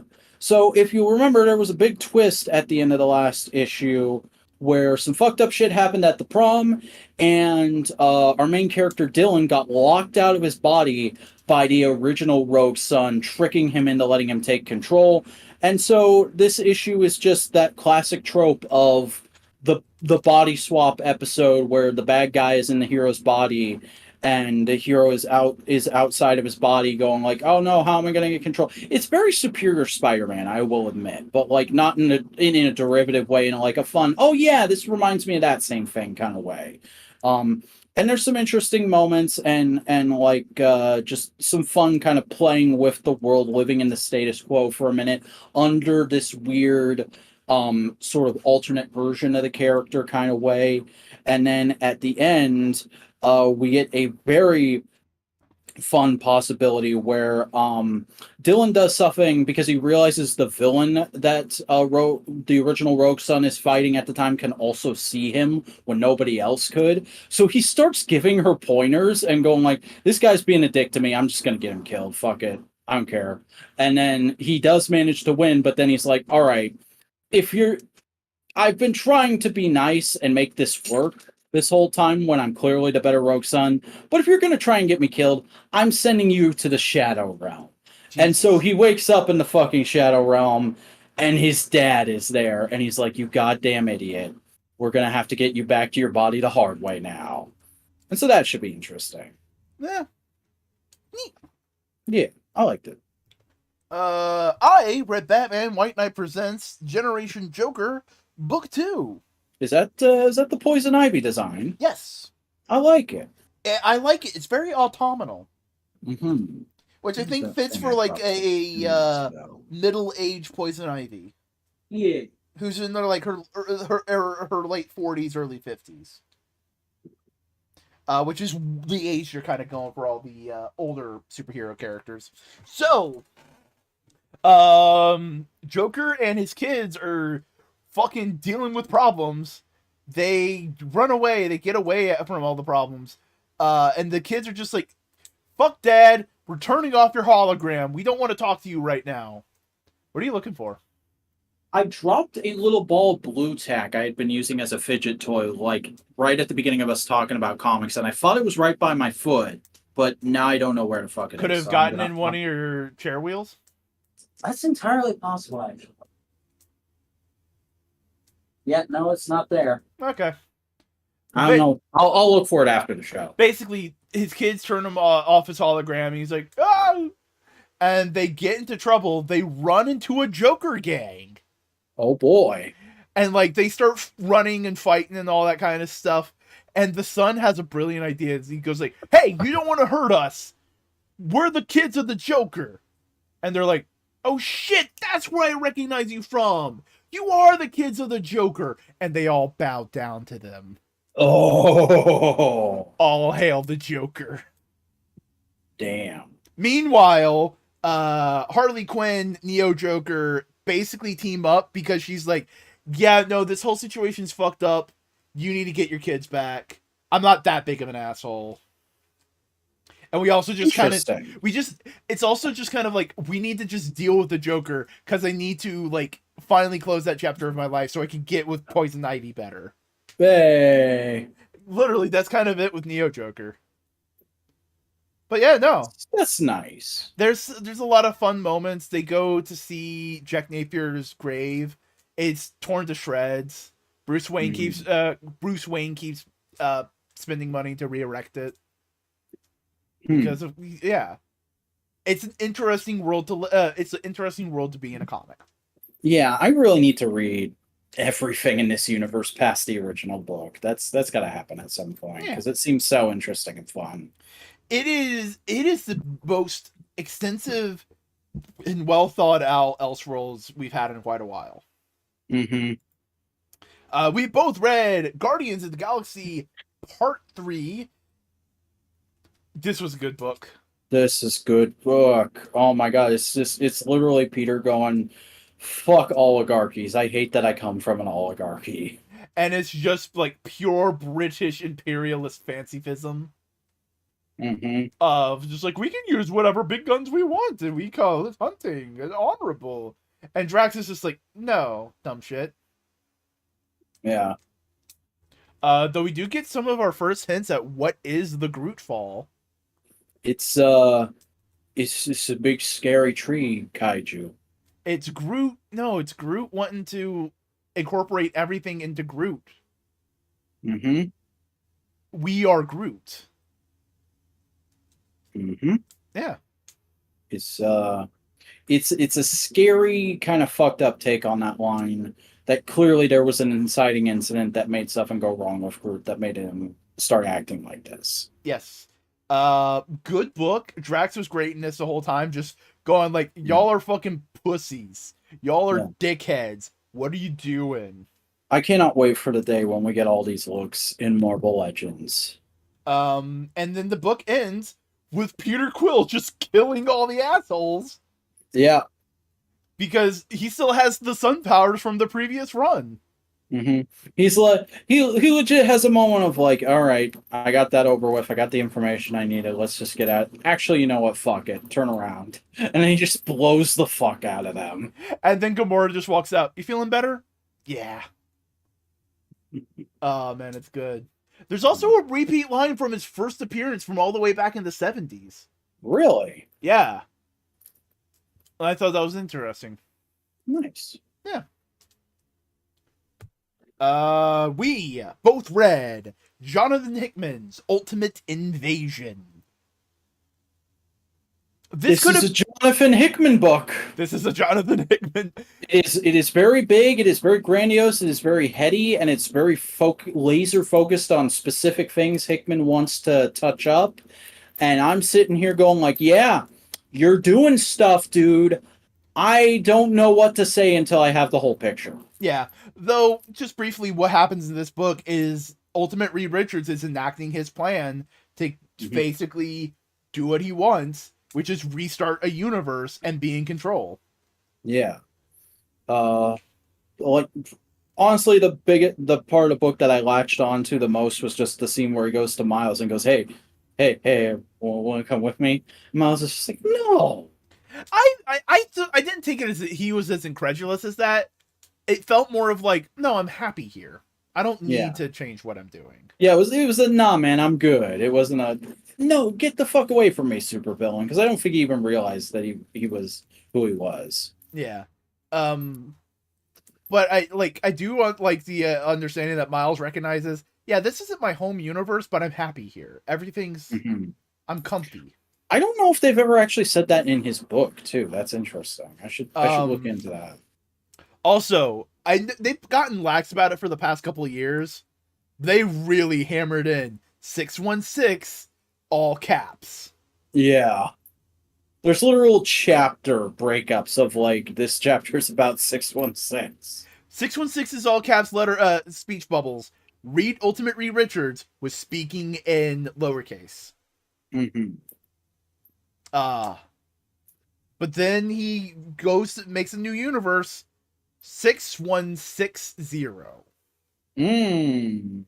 Not 1610, which is what the Ultimate Universe is. 6160. So, potentially this new Ultimate Universe is a pocket dimension of the main universe? I don't know. We have to wait and see. Also, Illuminati is the primary people fighting Reed Richards. Yeah, there's a legit Illuminati meeting in this, which I was like, Illuminati's still a thing? I thought everybody was on the outs with Charles. I think it's a thing when something big happens. Yeah, no. It's neat. Also, just this is an amazing cover. I love this cover. Yeah, it's fucking dope. This should be a poster. Also, Brian Hitch's art, phenomenal. It was great in this book. Yeah. We don't talk about the art enough unless it's like a new book. Writer artist.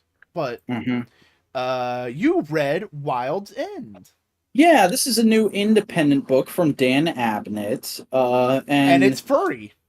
Yeah, I just kind of latched onto it because I read the synopsis and I was like, oh, that sounds interesting. Surely they'll do more than they'll get past that. That's just the base premise. That'll probably be like half the first issue.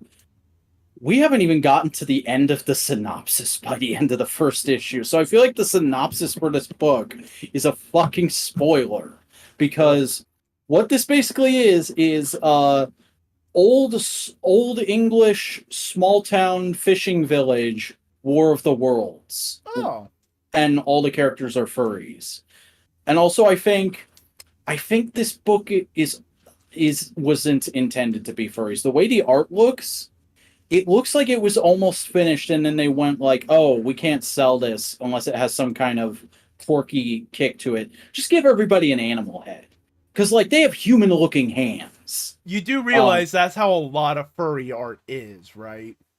True, but, like, it looks weird enough to me that I'm like, I'm not sure if this is how this was originally supposed to be. That being said, they do... Black Sad. They do a thing with Siamese twins cats, so maybe I'm off base. I don't know. But I will say the actual content of this issue is really good. It really just feels like a very character-focused kind of introspective story about a bunch of people who are kind of at the end of their rope with their current situation in life, and like a big change has to happen that will affect all of them very soon, and they're not sure what it's going to be, and they're kind of discussing the possibilities and how it's going to affect each of them and how they've been involved with this thing, because it's essentially all these characters work on this fishing boat, and the captain is an old man who's starting to get senile, and it's been presumed for a long time that either his first mate or his daughter-in-law, who also works on the boat, would be taking it over after he left.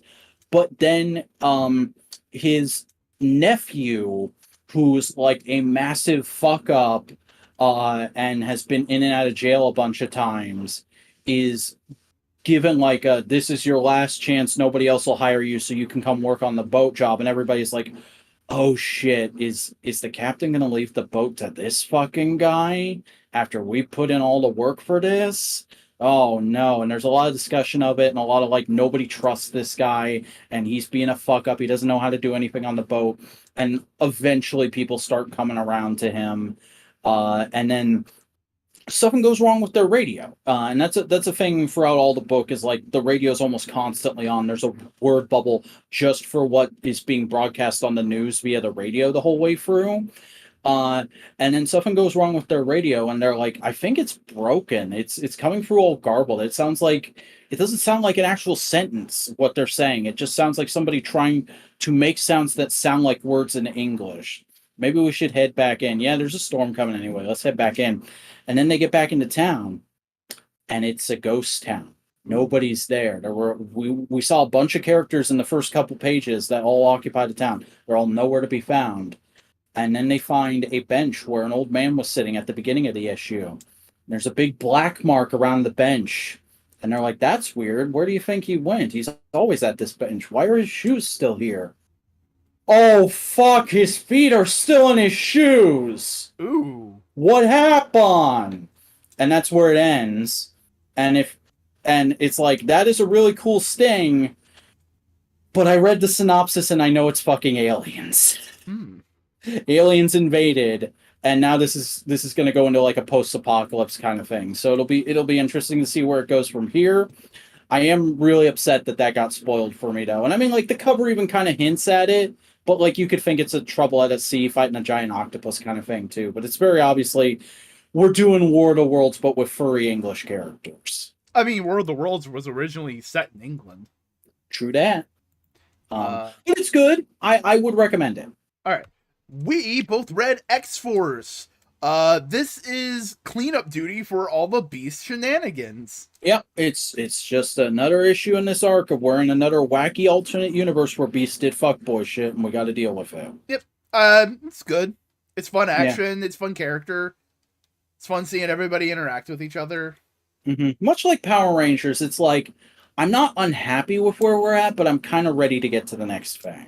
Okay.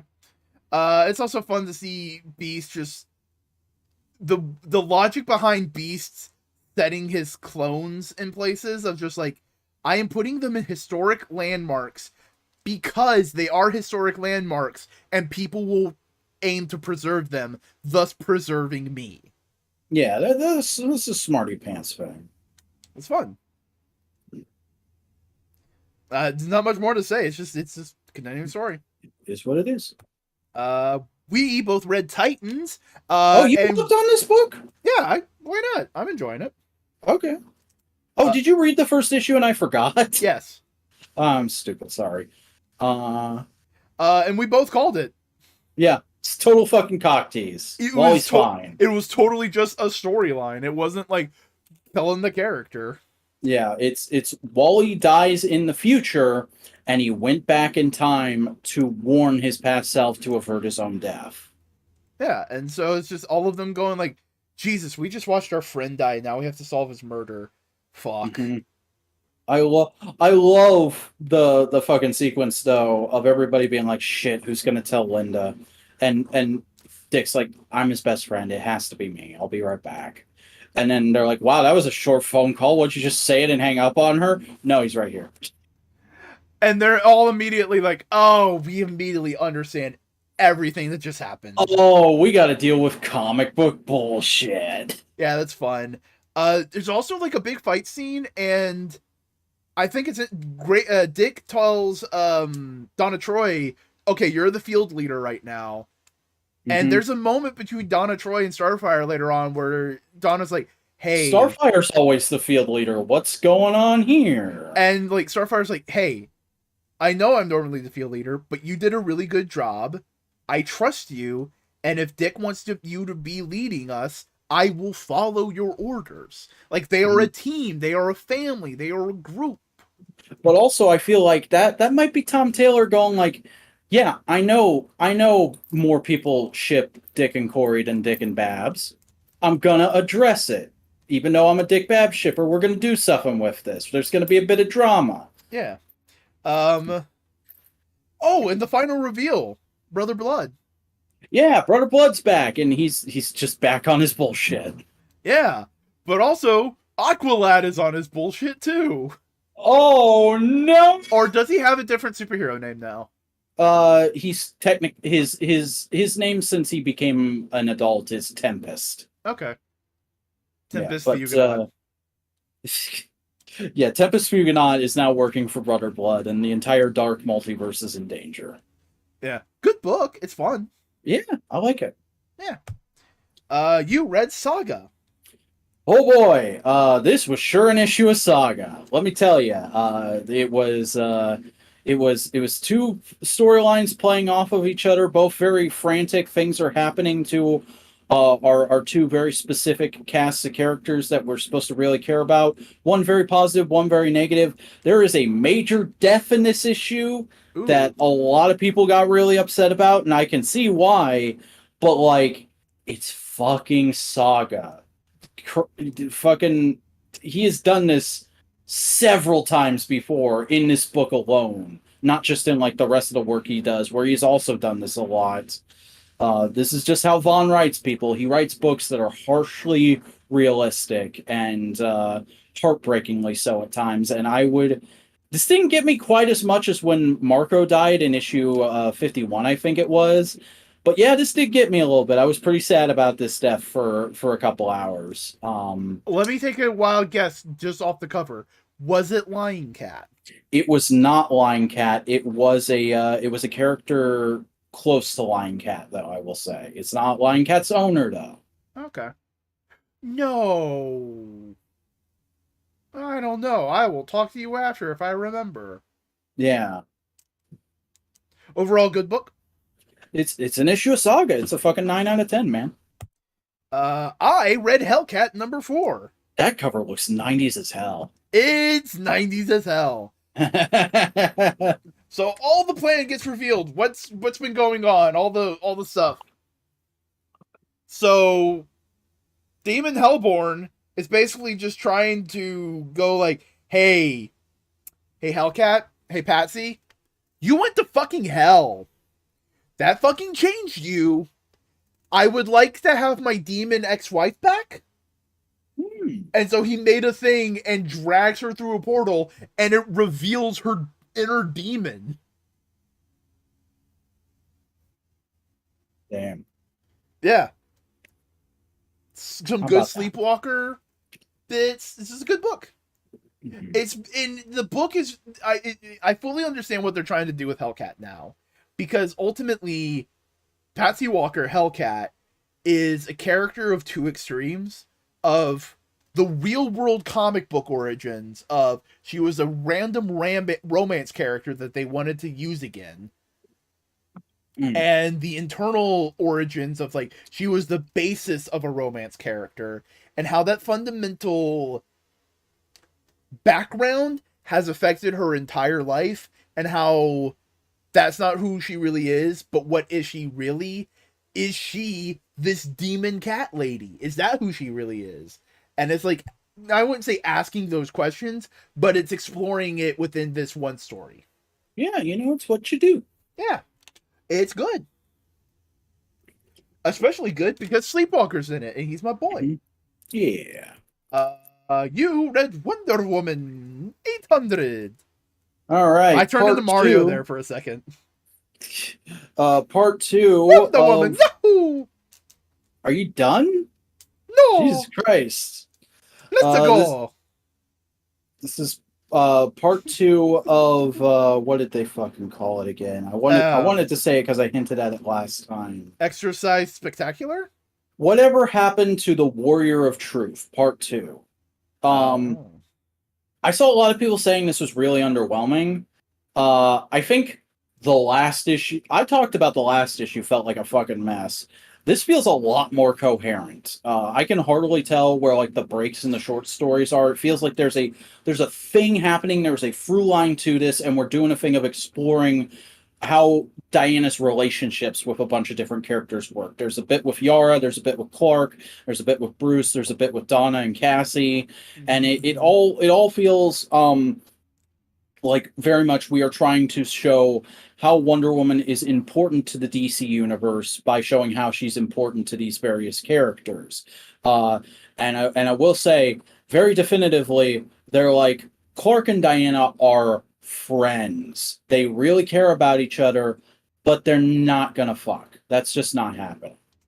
Here's the thing. I am always a firm believer that what happens with Superman and Wonder Woman is that they live their lives as best friends, and one day when they are old and Lois passes away and whoever Wonder Woman is with passes away, Steve or whoever else are writing with her at the time, but Steve, they pass away, they are still good friends, and basically they become a couple as like that old person couple who they want each other's company. Yeah. And I'm fine with that interpretation. But yeah, it ends with basically like Wonder Woman comes out of her nightmare sequence and she's like, okay, it's time to get back to business, just being a super person. Back to Wonder and Woman. We get a big narration statement about like I'll just fucking read it. The last page is, through it all, she stands as a reflection of what we all might become. A promise, a hero, Diana Themyscira, Wonder Woman, the warrior of truth. And just a big splash page of her flying at the camera. And then we're immediately like, here's fucking Tom King. Did you enjoy the Tom King? I enjoyed the Tom King as a Tom King fan, but goddamn, it feels like tonal whiplash. It is literally just here's an entire utter short story that's completely unconnected to what we've been doing, and we're in a new book now. Fuck you. It's where we cut forward. I want to say this is supposed to be like 30, 40 years in the future. John and Damian as adult Batman and Superman are waiting, and then they're just kind of talking about like how like Trinity, Lizzie, whatever you want to call her, Wonder Woman's daughter, is younger than them by a good few years, but she's always been like the more like renegade, chance taker, headstrong, crazy, powerful. Like she's been the more handful of them the whole time. They've spent their entire lives babysitting her. Is basically the establishment of their relationship we get. And then we find out that she's the one who called them there, and she wants to go investigate this Greek cave that has some secret promise hidden. That we find out fucking Diana is guarding. And she has like a confrontation with Diana that is very tense. And then she gets past her and goes to talk to a supervillain in a prison cell that is shrouded.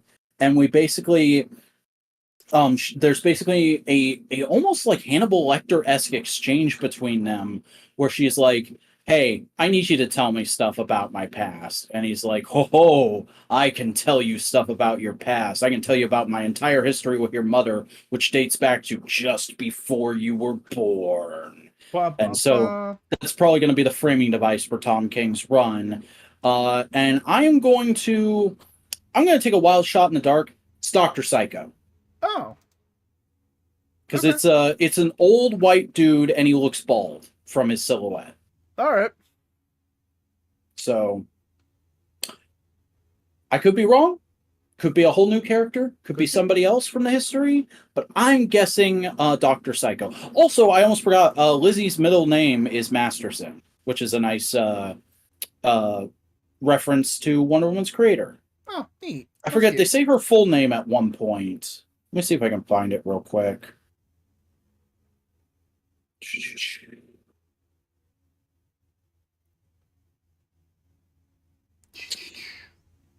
Yeah, where you're looking for it. You're looking for it, all right. I really thought I know there's a point specifically where she says her full name. and it's just not popping out at me right now, unfortunately. But yeah, it's Elizabeth Masterson Suffing. I Well, don't know. it's yeah, okay, whatever. It's Wonder Also, Woman. Good. Damien has an awesome "and I'm Batman" moment Oh, that's cute. around the same point, because like they're fighting some big guard sentry right at the front of the cave, and they're like, blah blah blah, I am this warrior, blah blah blah, and I think that's when Lizzie says her name, but I didn't see it there. And then he just goes, "and I'm Batman," and immediately disarms and kicks the crap out of the guard. The good book. Yeah, it's it's not as great as it could have been, but it's solid enough. And I mean, it's me. I'm gonna fucking read the first issue of the Tom King run. Let's go. We both read Cyborg. This is all right. It's a fun. It's a cyborg superhero story. Yeah, I don't know what I expected. It's just not quite wowing me anymore. It was the first issue was interesting, and now I'm just like, yeah, this is a book. That's about what I expected with a cyborg book. It's good. Mhm. It's not bad. The way they're portraying his robot dad is kind of fun. Yeah. Hmm. I like Cyborg wearing pants. Yeah, Cyborg should wear clothes more often. Hot take. Um, it's interesting the comments they're making about black capitalism. Yeah, that's the kind of stuff where I read it and I'm like, you're definitely saying things. I don't know enough about this topic to know if I should agree with you or not. Um, a brief explanation: Black capitalism is a sect of attempt at black activism where it's focused on basically wealth acquirement Hmm. of the argument being that wealth inequality is a major thing that affects black communities, and the acquisition of wealth and the proliferation of it can lift them. The argument against that is it is just playing the big game and it's not actually addressing the community issues that are at hand. Hmm. That's kind of just the overall base premise that I've seen. No, I I'll am go also reread the white man. comic and see if that lines up. Yeah. So yeah, Cyborg. It's fun. Good book. Good solid book. I read Danny Ketch Ghostwriter. How's that, buddy? Hey, it's Danny Ketch, and he's a ghostwriter. Sick. Oh, I didn't notice they put the old Marvel logo on this. That's Yeah, kind of fun. it's fun. Also, the issue opens up. This is the most like cool part. Like most of it is just like, oh, he's just fighting random spooky creatures, right? The issue opens up in media res on Danny Ketch just on an adventure where he is giving the penance stare to two KKK members. Hmm. And that's just a day. It's not like that's the story. It's just like no, he just fucks over KKK. It's his equivalent of Spider-Man kicking the crap out of the Shocker at the start of an issue. Yeah, it's cute. Overall, good issue. If you like Ghost Rider and you like Danny Ketch, give it a shot. Cool. It is definitively couched in like 90s Ghost Rider. Right there. I also read New Mutants Lethal Legion. Bad guys are attacking, the good guys are running away. That's just a lot of fight. Though our main character Escapade has a lot of introspection of like, I fucked up. And a lot of different characters just having different reactions. It's fun. It's good. Cool. You read Godzilla. Here There Be Dragons. Yeah, I don't normally read Godzilla comics because I'm not the biggest, despite being a tokusatsu guy, I'm not the biggest Godzilla guy. Like, I get it, but I'm not into it. Yeah. But I saw the fucking premise for this, and I was just like, I gotta know. Because this is essentially, what if a group of pirates discovered Godzilla on Monster Island in the 1700s, and then they fucking got captured escaping, and now they're gonna have to lead an English expedition back there. Ooh, that's It is fun. It is literally Pirates of the Caribbean meets Godzilla. It's fucking awesome, That's fun. honestly. I don't have too much to say about the story because a lot of it is purely just set up. It's this pirate is in prison on death row, and he's like, "Hey, I have information that could get my sentence revoked. You should fucking listen to my story." And so he's just telling the story leading up to the moment when they spot Monster Island for the first time, and then the last page is Godzilla emerging from the sea and going "Screonk." So, Screonk. yep, that is the That official romanization of his sound. that's great art though. Yeah, That cover's amazing. and the interior is pretty similar, so it's pretty good time. All right. Would you suggest someone give it a shot? Definitely. We both read Superman #5. This was cute. So this was my book of the week. Yeah. I really liked this. I thought this was really cute. I thought this was a really great direction to go in with Silver Banshee. I'm fucking pissed they didn't even mention Kara. Oh, come on. It's like they were best friends for a significant portion of this version of the universe's Kara's, like the beginning of her history, and then they had like a bad falling out, and now she's in the same city as Kara, and there's like not even a mention of it, or like Kara showing up and going like, "Oh God, Siobhan, what happened?" kind of a thing. It's just nope. This is purely about establishing Siobhan and Jimmy's relationship, which is really cute. I really like it, but I'm just like, I'm doing the fanboy thing. I'm going, where is my Scrimblow? Well, we got a great Scrimblow though with Jimmy Olsen. Oh yeah, this is good fucking Jimmy Olsen writing because they're not writing him as cute. They're not doing the mistake writers used to make all the time with Jimmy of like writing him as almost a man at a time, going like, "Oh golly gee willikers" in the fucking 2000s.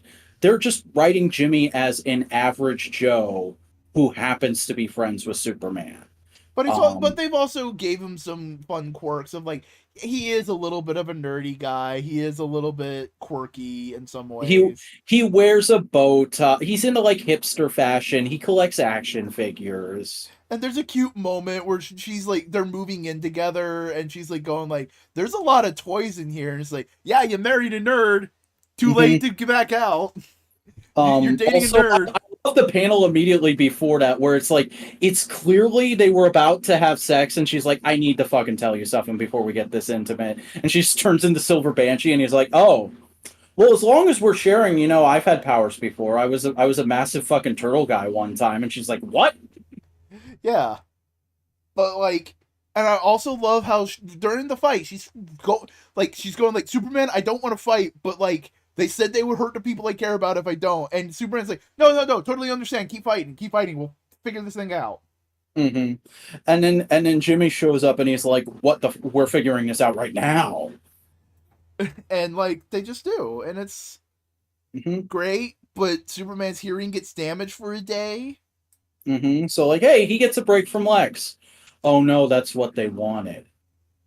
And it's so heartbreaking because Lex in that one moment he's like, "Superman, help me."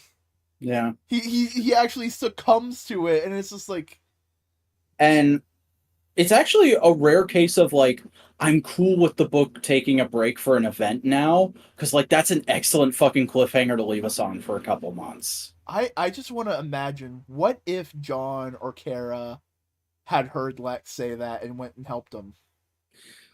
I think that's what's going to happen. I think they want us to be going like, "Oh God, are they going to kill Lex off for a while?" I think when we come back in September, it's going to be John or Kara or maybe even Keenan heard it and found him and got him to a hospital just in time, and he's in critical condition. Now I'm just wanting for the Smallville drama scene of Lex just going like, "I asked for your help and you didn't come. How could you betray my trust like that?" And somebody pays Michael Rosenbaum on Facebook to read that. Or Patreon. I don't know why I said Facebook. I can totally see though that like super Smallville drama scene between them. But yeah, good book. Yeah. It's I really like this Superman book, man. I read the Scarlet Witch Annual, which is a prelude to Contest of Chaos. Oh God, here we go. Agatha Harkness is doing fuck girl shit. She's young and hot and sexy and evil. Um, no joke. For a second, while reading this book, I was like, "Did Greg Land change his art style?" Because every lady is like sultry. This is Greg Land? No, it's not. Okay. For a second, I thought I was like, "Oh no," You thought it was Greg Land. because every lady is like sultry and like, It's just this artist was like, you need to want to fuck all these ladies. oh my god, there is a scene where Darcy is just looking at all these like demons that tried to kill Wanda that she has trapped in like little magic things, and it's just drawn in such a way where it's like, this is clearly like drawn to be sexy. Hmm. Like there's also a fucking, she's talking to Agatha and she's nervous and she bites her lip in a very specific, all these characters are drawn sultrily. I wouldn't say they're being drawn sexily. It's like sultry. Cause like Interesting. they're not wearing like hashtag sexy clothes. They're wearing normal clothes. Unless you're talking about superhero Wanda's current costume. I'm saying besides. I did see a panel from this that showed Wanda or that showed Agatha, and I was like, damn, they just gave her inverted colors of Wanda's current costume. Kind of. But basically, Agatha goes like, "Hey, Wanda, you're currently the only person keeping Chthon back. Do you like, maybe I should help you?" And Wanda's like, "No. It's my responsibility. You taught me as my magic teacher to be responsible with this kind of shit. I'm taking it on." And Agatha's like, "All right, cool. I'm testing you though. I put brood eggs in your tea." And she starts brooding out and she suppresses it and stops it. And she's like, "Fuck you, Agatha." And then they fight in bunch of different fucking not multiverses, but like pocket dimensions. Also, I pulled up the book and started looking through it. When Agatha Harkness first shows up in Wanda's shop, she's literally doing a come fuck me pose. You see what I'm talking about? Yeah. All of the women are drawn sultry. Wanda is drawn that way. Agatha is drawn that way. Darcy is drawn that way. It's oh yeah, I just found the panel with Wanda biting her lip. Holy shit. Legit. This is already in somebody's spank bank. And so they just keep fighting until they land in front of the living tribunal, and just like they eventually go. Wanda just goes like, "Hey, why can't you just trust me?" And Agatha's going like, "Okay, fine, I guess I will." And so they go back and it's like, I'm Agatha and I'll teach her and I'll be there to pick you back up whenever you fall. And Agatha just walks away and going like, "I got what I really wanted. I was able to break into the thing that Wanda, the metaphysical thing Wanda is keeping Chthon locked away in, and I stole Chthon's heart."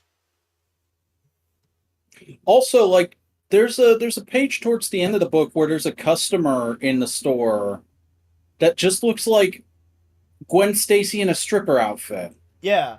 It is weird. It is weird the direction the art in this book went. Is this the same artist that's been drawing this book? No, I don't think so. Who fucking drew this? I'm gonna put somebody on blast real quick. Carlos Nieto. Sir, what are you doing? Sir, you might have been just a little horny when you drew this book.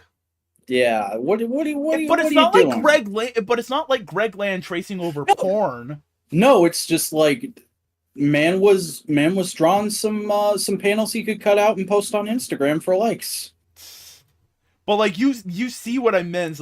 It's like pouty lips and like touching the lips in certain ways and like very prominent busts, very prominent low cut shirts. What are we doing, buddy? Look, I understand that they want to promote Agatha Harkness as very sexy, but like, come on. It's really funny how they got an actress that just isn't ancient to play her in the MCU, and they went, she has to be young and hot and sexy now. And it's like, the actress, like, I don't think Catherine Hahn is unattractive, but I wouldn't describe her as like supermodel gorgeous. What are we doing? I do think it's like it's a way to take inspiration from the MCU without just doing the MCU. Mm-hmm. It's like, oh, they changed up Agatha. Well, hey, we could change up Agatha. What could we do? Oh, we could make her young and sexy. Oh, that'd be an interesting dynamic between like Scarlet Witch, where she's kind of like, of like using Like they're the age that they could be sisters now. When she was Agatha's apprentice. Ooh, what'll that be like? and like it's interesting, because it is a much more sisterly relationship in this. Mm, Jesus Christ, the sexy though. the sexy though. I read Hallows Eve. How was that? Um, Again, it's okay. It's solid All right. for what they're exploring with the character. It's interesting. They save the dude. They save his werewolfisms. She loses her bag of masks. The evil business lady gets them and says like, "Hey, security guards, put on these masks and fight the cops." And like as that's happening, she goes like, "Fuck, I need to stop this." And she just goes down, and that's the end of the book. She's just All right, swooping then. down to save the day. But it's a neat exploration of the power. It's a Cool neat deal. exploration of the character. It's cool. I also read Venom. Damn, you read quite a few books. I want to tell you the name of this book, literally. Like, you know how it says like Venom, and sometimes inside the book they give each individual issue like a title. Mm. This one was page 2 to 20, like however long it was, and they fight. This whole issue's just a fight scene. Are we sure this book's not still written by Donny Cates? It's a funny title. Yeah. And basically it's Eddie Brock fighting his anger issues, literally, and just going like, you pumped iron because you felt small and weak, and we're not meant to be that. We can be so much more. Fuck you. Fuck my anger issues. I'm getting over that shit. And if you really want to be more, we have to accept our anger. Join me, my former angry version of myself, and we can go save we can go save our kid. And he's like, and the angry version's like, fuck you. Yeah, sure. Hmm. Also, Eddie Brock is doing body horror shit because he has full control over his human body.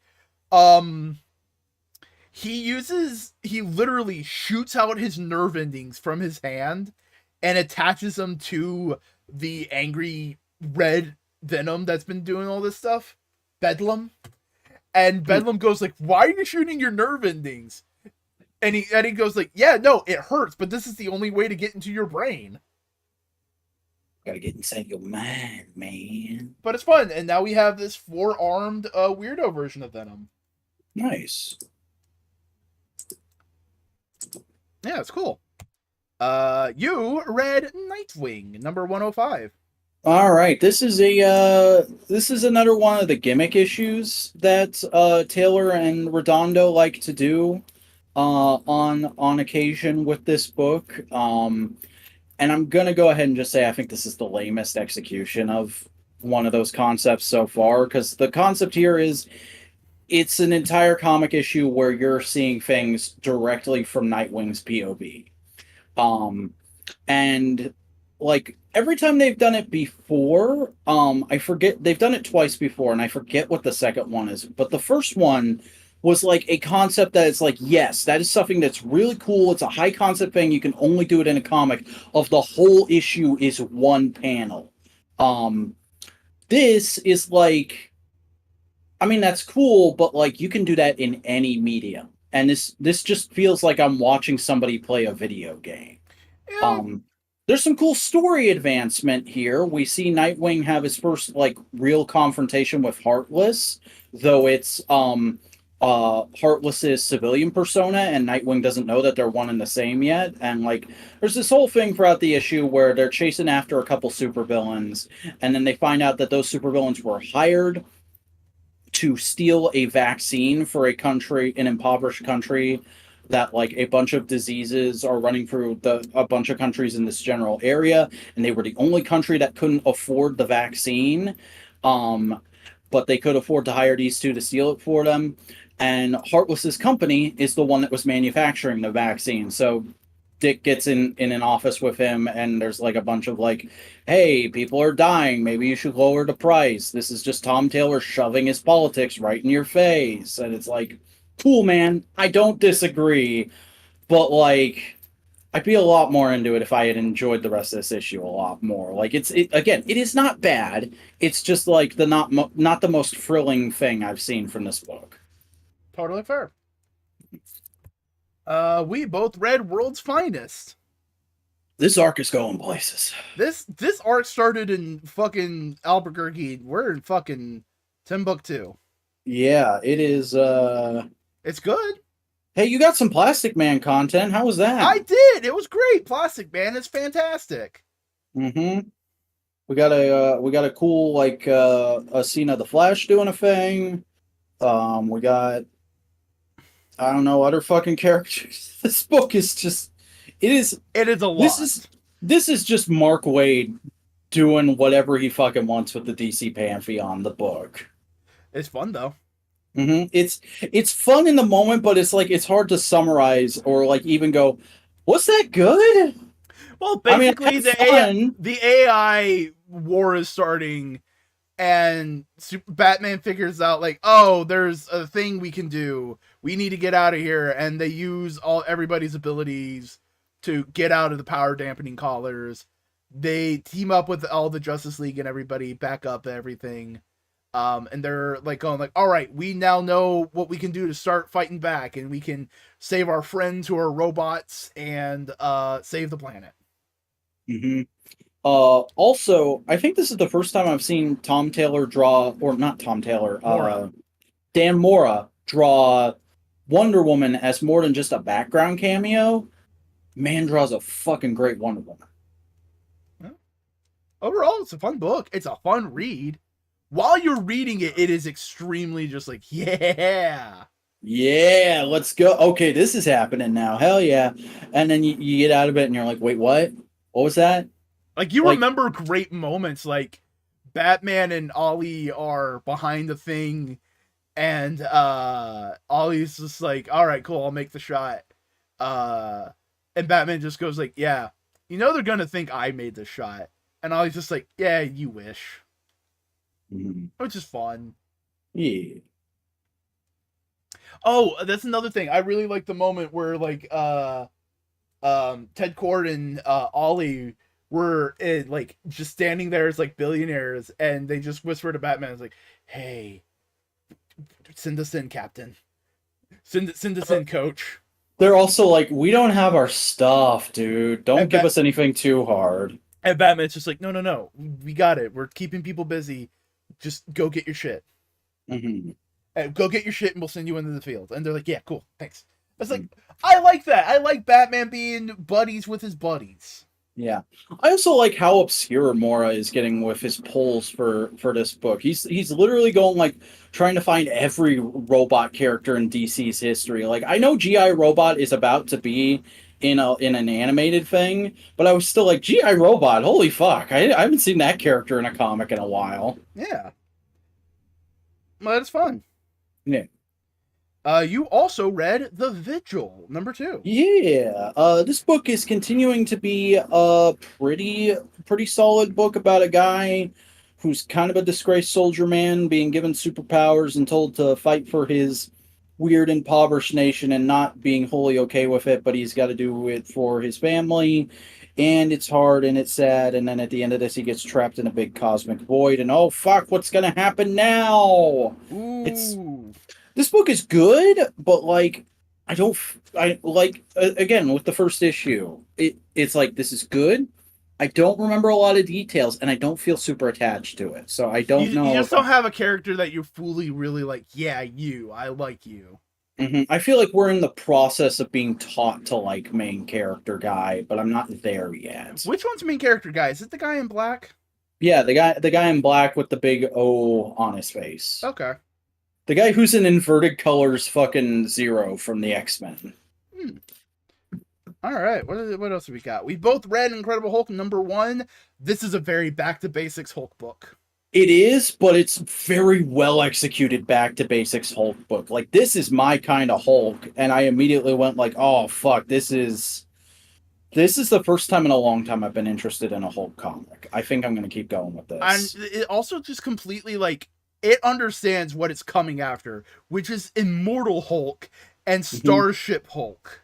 And like Which it's throwing references to those things. Like the villains in this are like, "The green door is shut. We can do shit. He's not going to fuck with us. Let's go do shit." but there's also just like it's Bruce going like we had a good thing going. We were on the same page and then I fucking locked him away and now he's angry. He never wants to be locked away again. He wants full control. And it's just like Mhm. that is a great going from blank bang bang, you know? Yeah, and there's also a very good, very simple eyes in character of a little Midwestern girl who's trying to run away from home because she's got an abusive stepdad. Oh yeah. It's good, it's solid, it's classic Hulk storytelling, but it is classic Hulk storytelling, but if you really enjoyed Immortal Hulk, there's a little bit of that in here for you. Hmm. But it's also It's recognizing those story beats and the ones that came after. This is what good comic book storytelling is like, guys. yeah, I'm down for this. Give me the next issue of this right away, please. Yes. Also, the art's just phenomenal. Oh yeah, that fucking that that like first big glory shot of Hulk where he just looks like a huge fucking Liefeld monstrosity. Also, this cover, great. Yeah. It feels very evocative of like 70s, 80s Marvel. Oh yeah, I can totally hear like the Lonely Man playing over that. Yeah. We also both read The Avengers Part 2. This Issue book 2. continues to be a pretty solid back to basic Avengers book. Yeah. Kang basically gave them a bunch of information to prove, like, hey, I'm telling the truth. Here's a bunch of critical events that you can solve. And Hmm. everyone's like, We get to okay. see heroes. We get to see the Avengers just doing like regular superhero shit, which is always my thing. I'm always super down for seeing like big name heroes doing that. Like the bit where Sam goes up to the trucker and is like, "Hey, don't. I know you have to pull a double shift, but don't take pills to stay awake. Get in the passenger seat and sleep. I'm gonna drive." Like that's a Superman thing he's doing right But I there, and I also was so love into the that. driver's justifications like, I am getting medical supplies. They need it fast. It's Hmm. like, oh, this guy's a good man. He's not just a dickhead. He's like, no, these people need medicine. I'm the only person who can get it to them. I need to get it there fast. And it's just like, ah, oh, that's good. Yeah. That being said, I don't love the Kang framing device. I feel like I could have just read this book without that and I would have been fine. I also feel like, and I'm probably fucking crazy for saying this. I also think it would have been like 100 times more interesting if it was another character instead of Kang. Do you Yeah, want? but they Do need you to want to push guess? Kang. Do you want to guess who I think it should have been? Ravona. Marcus. Marcus shows up and goes, "Hey, since we split up, I've been doing fuckboy shit in the timeline, and I fucked a lot of shit up, and things are gonna be bad for you guys now. I'm sorry. Here's how you could possibly fix it." And he dies, and that's it. You never see Marcus again. He's dead. That could be interesting. I don't think they ever want to do that though. Yeah, that's never gonna happen. But in my little like fanboy, hey, here's a fun way we could fix this terrible thing. Um, Well, like that's what I come up with sometimes when I don't have anything else to think about. it's a good book. Everyone's like working together as a team. Carol is acting like a very competent leader. Hmm. Like she's suspicious, but it's like this is information that we could use to help people. It's very evocative of her character in Civil War II, but without going over that line of what she did in Civil War II, Yeah. where you totally understand. It's like she is if any possibility to save people, she will take it, Hmm. which is nice. You read Misery? Oh, you didn't read this? No, because it wasn't part of the Carnage storyline. Okay. Yeah, it's just another issue of this where like there's some introspective stuff, there's some crazy symbiote shit, and like you're going like, oh man, I really feel for Liz Allen. Why the fuck aren't the rest of the Spider-Man books this good? Yeah. Also, like Fucking take this book down back to the 1960s and tell somebody that that girl Peter Parker has a crush on is going to become a weird alien goop lady. Oh, and she fucks Harry and has Yeah. 2 kids with him. hmm And now Jeez. she's a bit of a MILF. You also read Catwoman, Oh, number I 56. I accidentally closed the tab for this. I don't have this open. This is all right. It's very couched in what this book has been doing. It wants you to think it's like a really good jumping on point, but it was very confusing for me. I was like, this is a lot of supporting characters for Selena I do not recognize. I don't know what's I just know like, yeah, she just got out of prison after having been in prison for a while and she's trying to do a thing. And this is going to lead to her coming to blows with Bruce pretty soon because that's an event they've been advertising. I guess I have to read this book right now. How much you want to bet that if it ends with them hate fucking? Oh, definitely. Or do you think it begins with them hate fucking? I mean, they're gonna hate fuck at some point. I feel like that's a thing they regularly do. They hate fuck as much as they love fuck. Overall, good book though.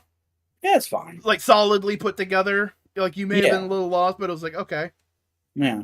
all It's right. it's clearly it's continuing on where the book has been. It's just I'm not well couched in that. Also, I just got to keep pointing out the current Catwoman costume. Sir, you have an armpit fetish. Yeah, I've never liked this costume. I wish they'd just go back to like I want to say the classic, but it's not. It's technically a modern costume. I like the Hush costume. That's just the black cat suit with the belt. And I read I Am Iron Man number 4. Oh no, he's on the run. Kind of. Um, so this single issue takes place during the time period when he was director of Shield. Oh, So like it's kind of a little bit of a flashback, all right? So, all right. Tony Stark somehow got infected with a magic psychic virus that makes him paranoid to the point where he searches out and kills a creature called a key, which unlocks giant demonic beasts to wipe out a world. Interesting. And the whole thing is couched in him talking to Doctor Strange and Doctor Strange trying to help him figure things out. And Doctor Strange just going like, hey, you know, I understand like having contingencies, but like you have a Hulk Buster and a Thor Buster. You're the one of us who's known Thanos the longest, yet I don't think you have a Thanos Buster. That's a little fucked up. But I understand you wanting to have contingencies. I just wanted you to understand that I think your priorities are a little askew right now. I still trust you as a friend. I am saying the this in Thanos confidence. Buster look like though? Would it just be like a stouter Hulk Buster? I don't know. But he's more just pointing out you have plans to fight Thor, you have plans to fight the Hulk, but you don't seem to have a plan to fight Thanos or like other bad guys. It seems like you're just stockpiling weapons against your friends, and that's a concerning behavior. Hmm. And basically, the way the issue ends is Tony Stark does blank, blank, blank, and blank, and activates an anti-magic laser to kill all the giant demon things that are like attacking Earth. And Strange just goes like, "All right, cool. We saved the day. You solved the problem." That's your Strange Buster, isn't it? And Tony Stark doesn't say anything. Doctor Strange just is like, "All right, see you later, Tony." And it's just like, damn. Where's your Reed Buster? I want to see the Iron Man armor that has springy arms. It's a good book. It is a great little look into Tony Stark and that era of Iron Man. Hmm. It works. It's good. Yeah. There's also just a fun scene because no one else can see the giant demon beast because that's what makes him paranoid. Is he see giant demon beasts, the giant demon beasts that are going to attack everywhere. So he talks to Stephen Strange. He talks to fucking other magic people. He says, "Hey, Moon Knight, do you see that?" No. "Hey, Spider-Man, do you see anything with your spider sense?" "No. Can I leave now?" Because that's just right after Civil War. Yeah, fuck. It's a good. I am enjoying I Am Iron Man as just what it is, which is pure character study. Yeah, it sounds like I would really enjoy it in trade. Yeah, it's just short stories looking at Tony's character and just going like, all right, who is Tony Stark? Who is Iron Man? Mm-hmm. And that is all the books we read this week. Thank God, because that's the third yawn I've had in the last 20 minutes. Hey, you wanna yawn more and bore the people? Tell the people where they can find you. Hey everybody, I'm the Vacuuminator. I make YouTube videos. They're things I'm pretty proud of. You should check them out on youtube.com at the Vacuuminator. I just put out a video about Ant-Man at the start of the week. So if you're a Marvel fan and you like Ant-Man, go check out that video. I've also got a TikTok where I post clips of my older videos. That's at the _Vacuuminator. I have an Instagram at the with the same @ sign where I post daily action figure photography. And I have a Twitter and Tumblr where all my content gets collated at. That's that's at the Vacuuminator on Twitter and thevacuuminator.tumblr.com. It is late. It is late. You know what is also late? My fucking plugs. Hey, I'm Boingo Writer. Do a variety of things. Follow me on Twitch, twitch.tv/Boingo Writer. Follow me on other social media platforms at Boingo_Writer, Twitter, TikTok, and Instagram. And go subscribe to me on YouTube, Boingo Writer. I make a variety of videos. I hope you would enjoy them. And I hope you enjoyed this podcast where we've talked about comics. We also have other podcasts, such as Components, which is kind of just a fuck around hangout sesh. Sometimes we interview guests, sometimes we don't. We also have Analytical Fanboys, a monthly media cast. One member of the group picks a piece of media, forces the others to engage in that media, and then we have a conversation. This next episode is going to be on 1993's Doom. E1M1, buddy. We also have This Week in Toku. Tell the people about This Week in Toku.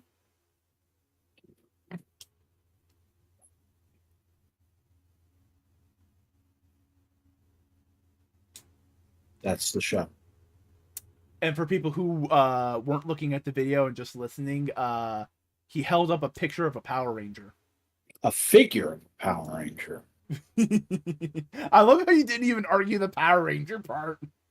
I would not mind seeing that suit in Power Rangers, to be honest. I know people are like, it's fucking ridiculous. How are they going to make that work in a Power Rangers context? Have you watched Power Rangers, sir? There's also another podcast that we have going on. Would you like to tell people about Saturday Morning Panels? Yeah, Saturday Morning Panels is a show for me and Snowcone83 to talk about G.I. Joe and Transformers once a month. It's like all these, it's an excuse for me and a friend to talk about a property that we really care, or a couple properties that we really care about. And we're using the through line of the old Marvel G.I. Joe and Transformers comics.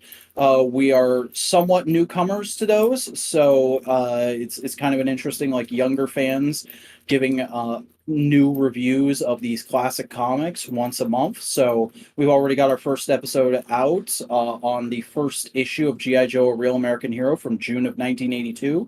So if you want to go into the Modular Media backlog and give that a listen and get excited for our next episode coming out on the third Thursday of July, definitely give it a look. Hell yeah, hell yeah. And hey, if you want to see these podcasts and many more upcoming projects, please subscribe to Modular Media. Like and comment on this video. Like and comment on all the videos. Please do it. We're hungry. We're thirsty for engagement. Our throats are parched for engagement. We are dehydrated in this desert of lack of engagement. Vac, how thirsty are you for engagement? It sounds like a knowledge husk bit. I'm just going off on a bit. But please engage. Follow us on Twitter at the Modular Media. Follow us on TikTok. Is it the Modular Media there? I think it's just Modular Media. Just Modular Media. Just follow us. Just don't follow us in the bathroom. That's kind of creepy. Yeah, I like to piss alone. Unless you're pooping, then you just moan really loudly. Yeah, I usually only do that if the house is empty, though. Like, I try to be somewhat courteous. Do you have anything else you want to say? I want to go to bed. Enough said. Good night, everybody.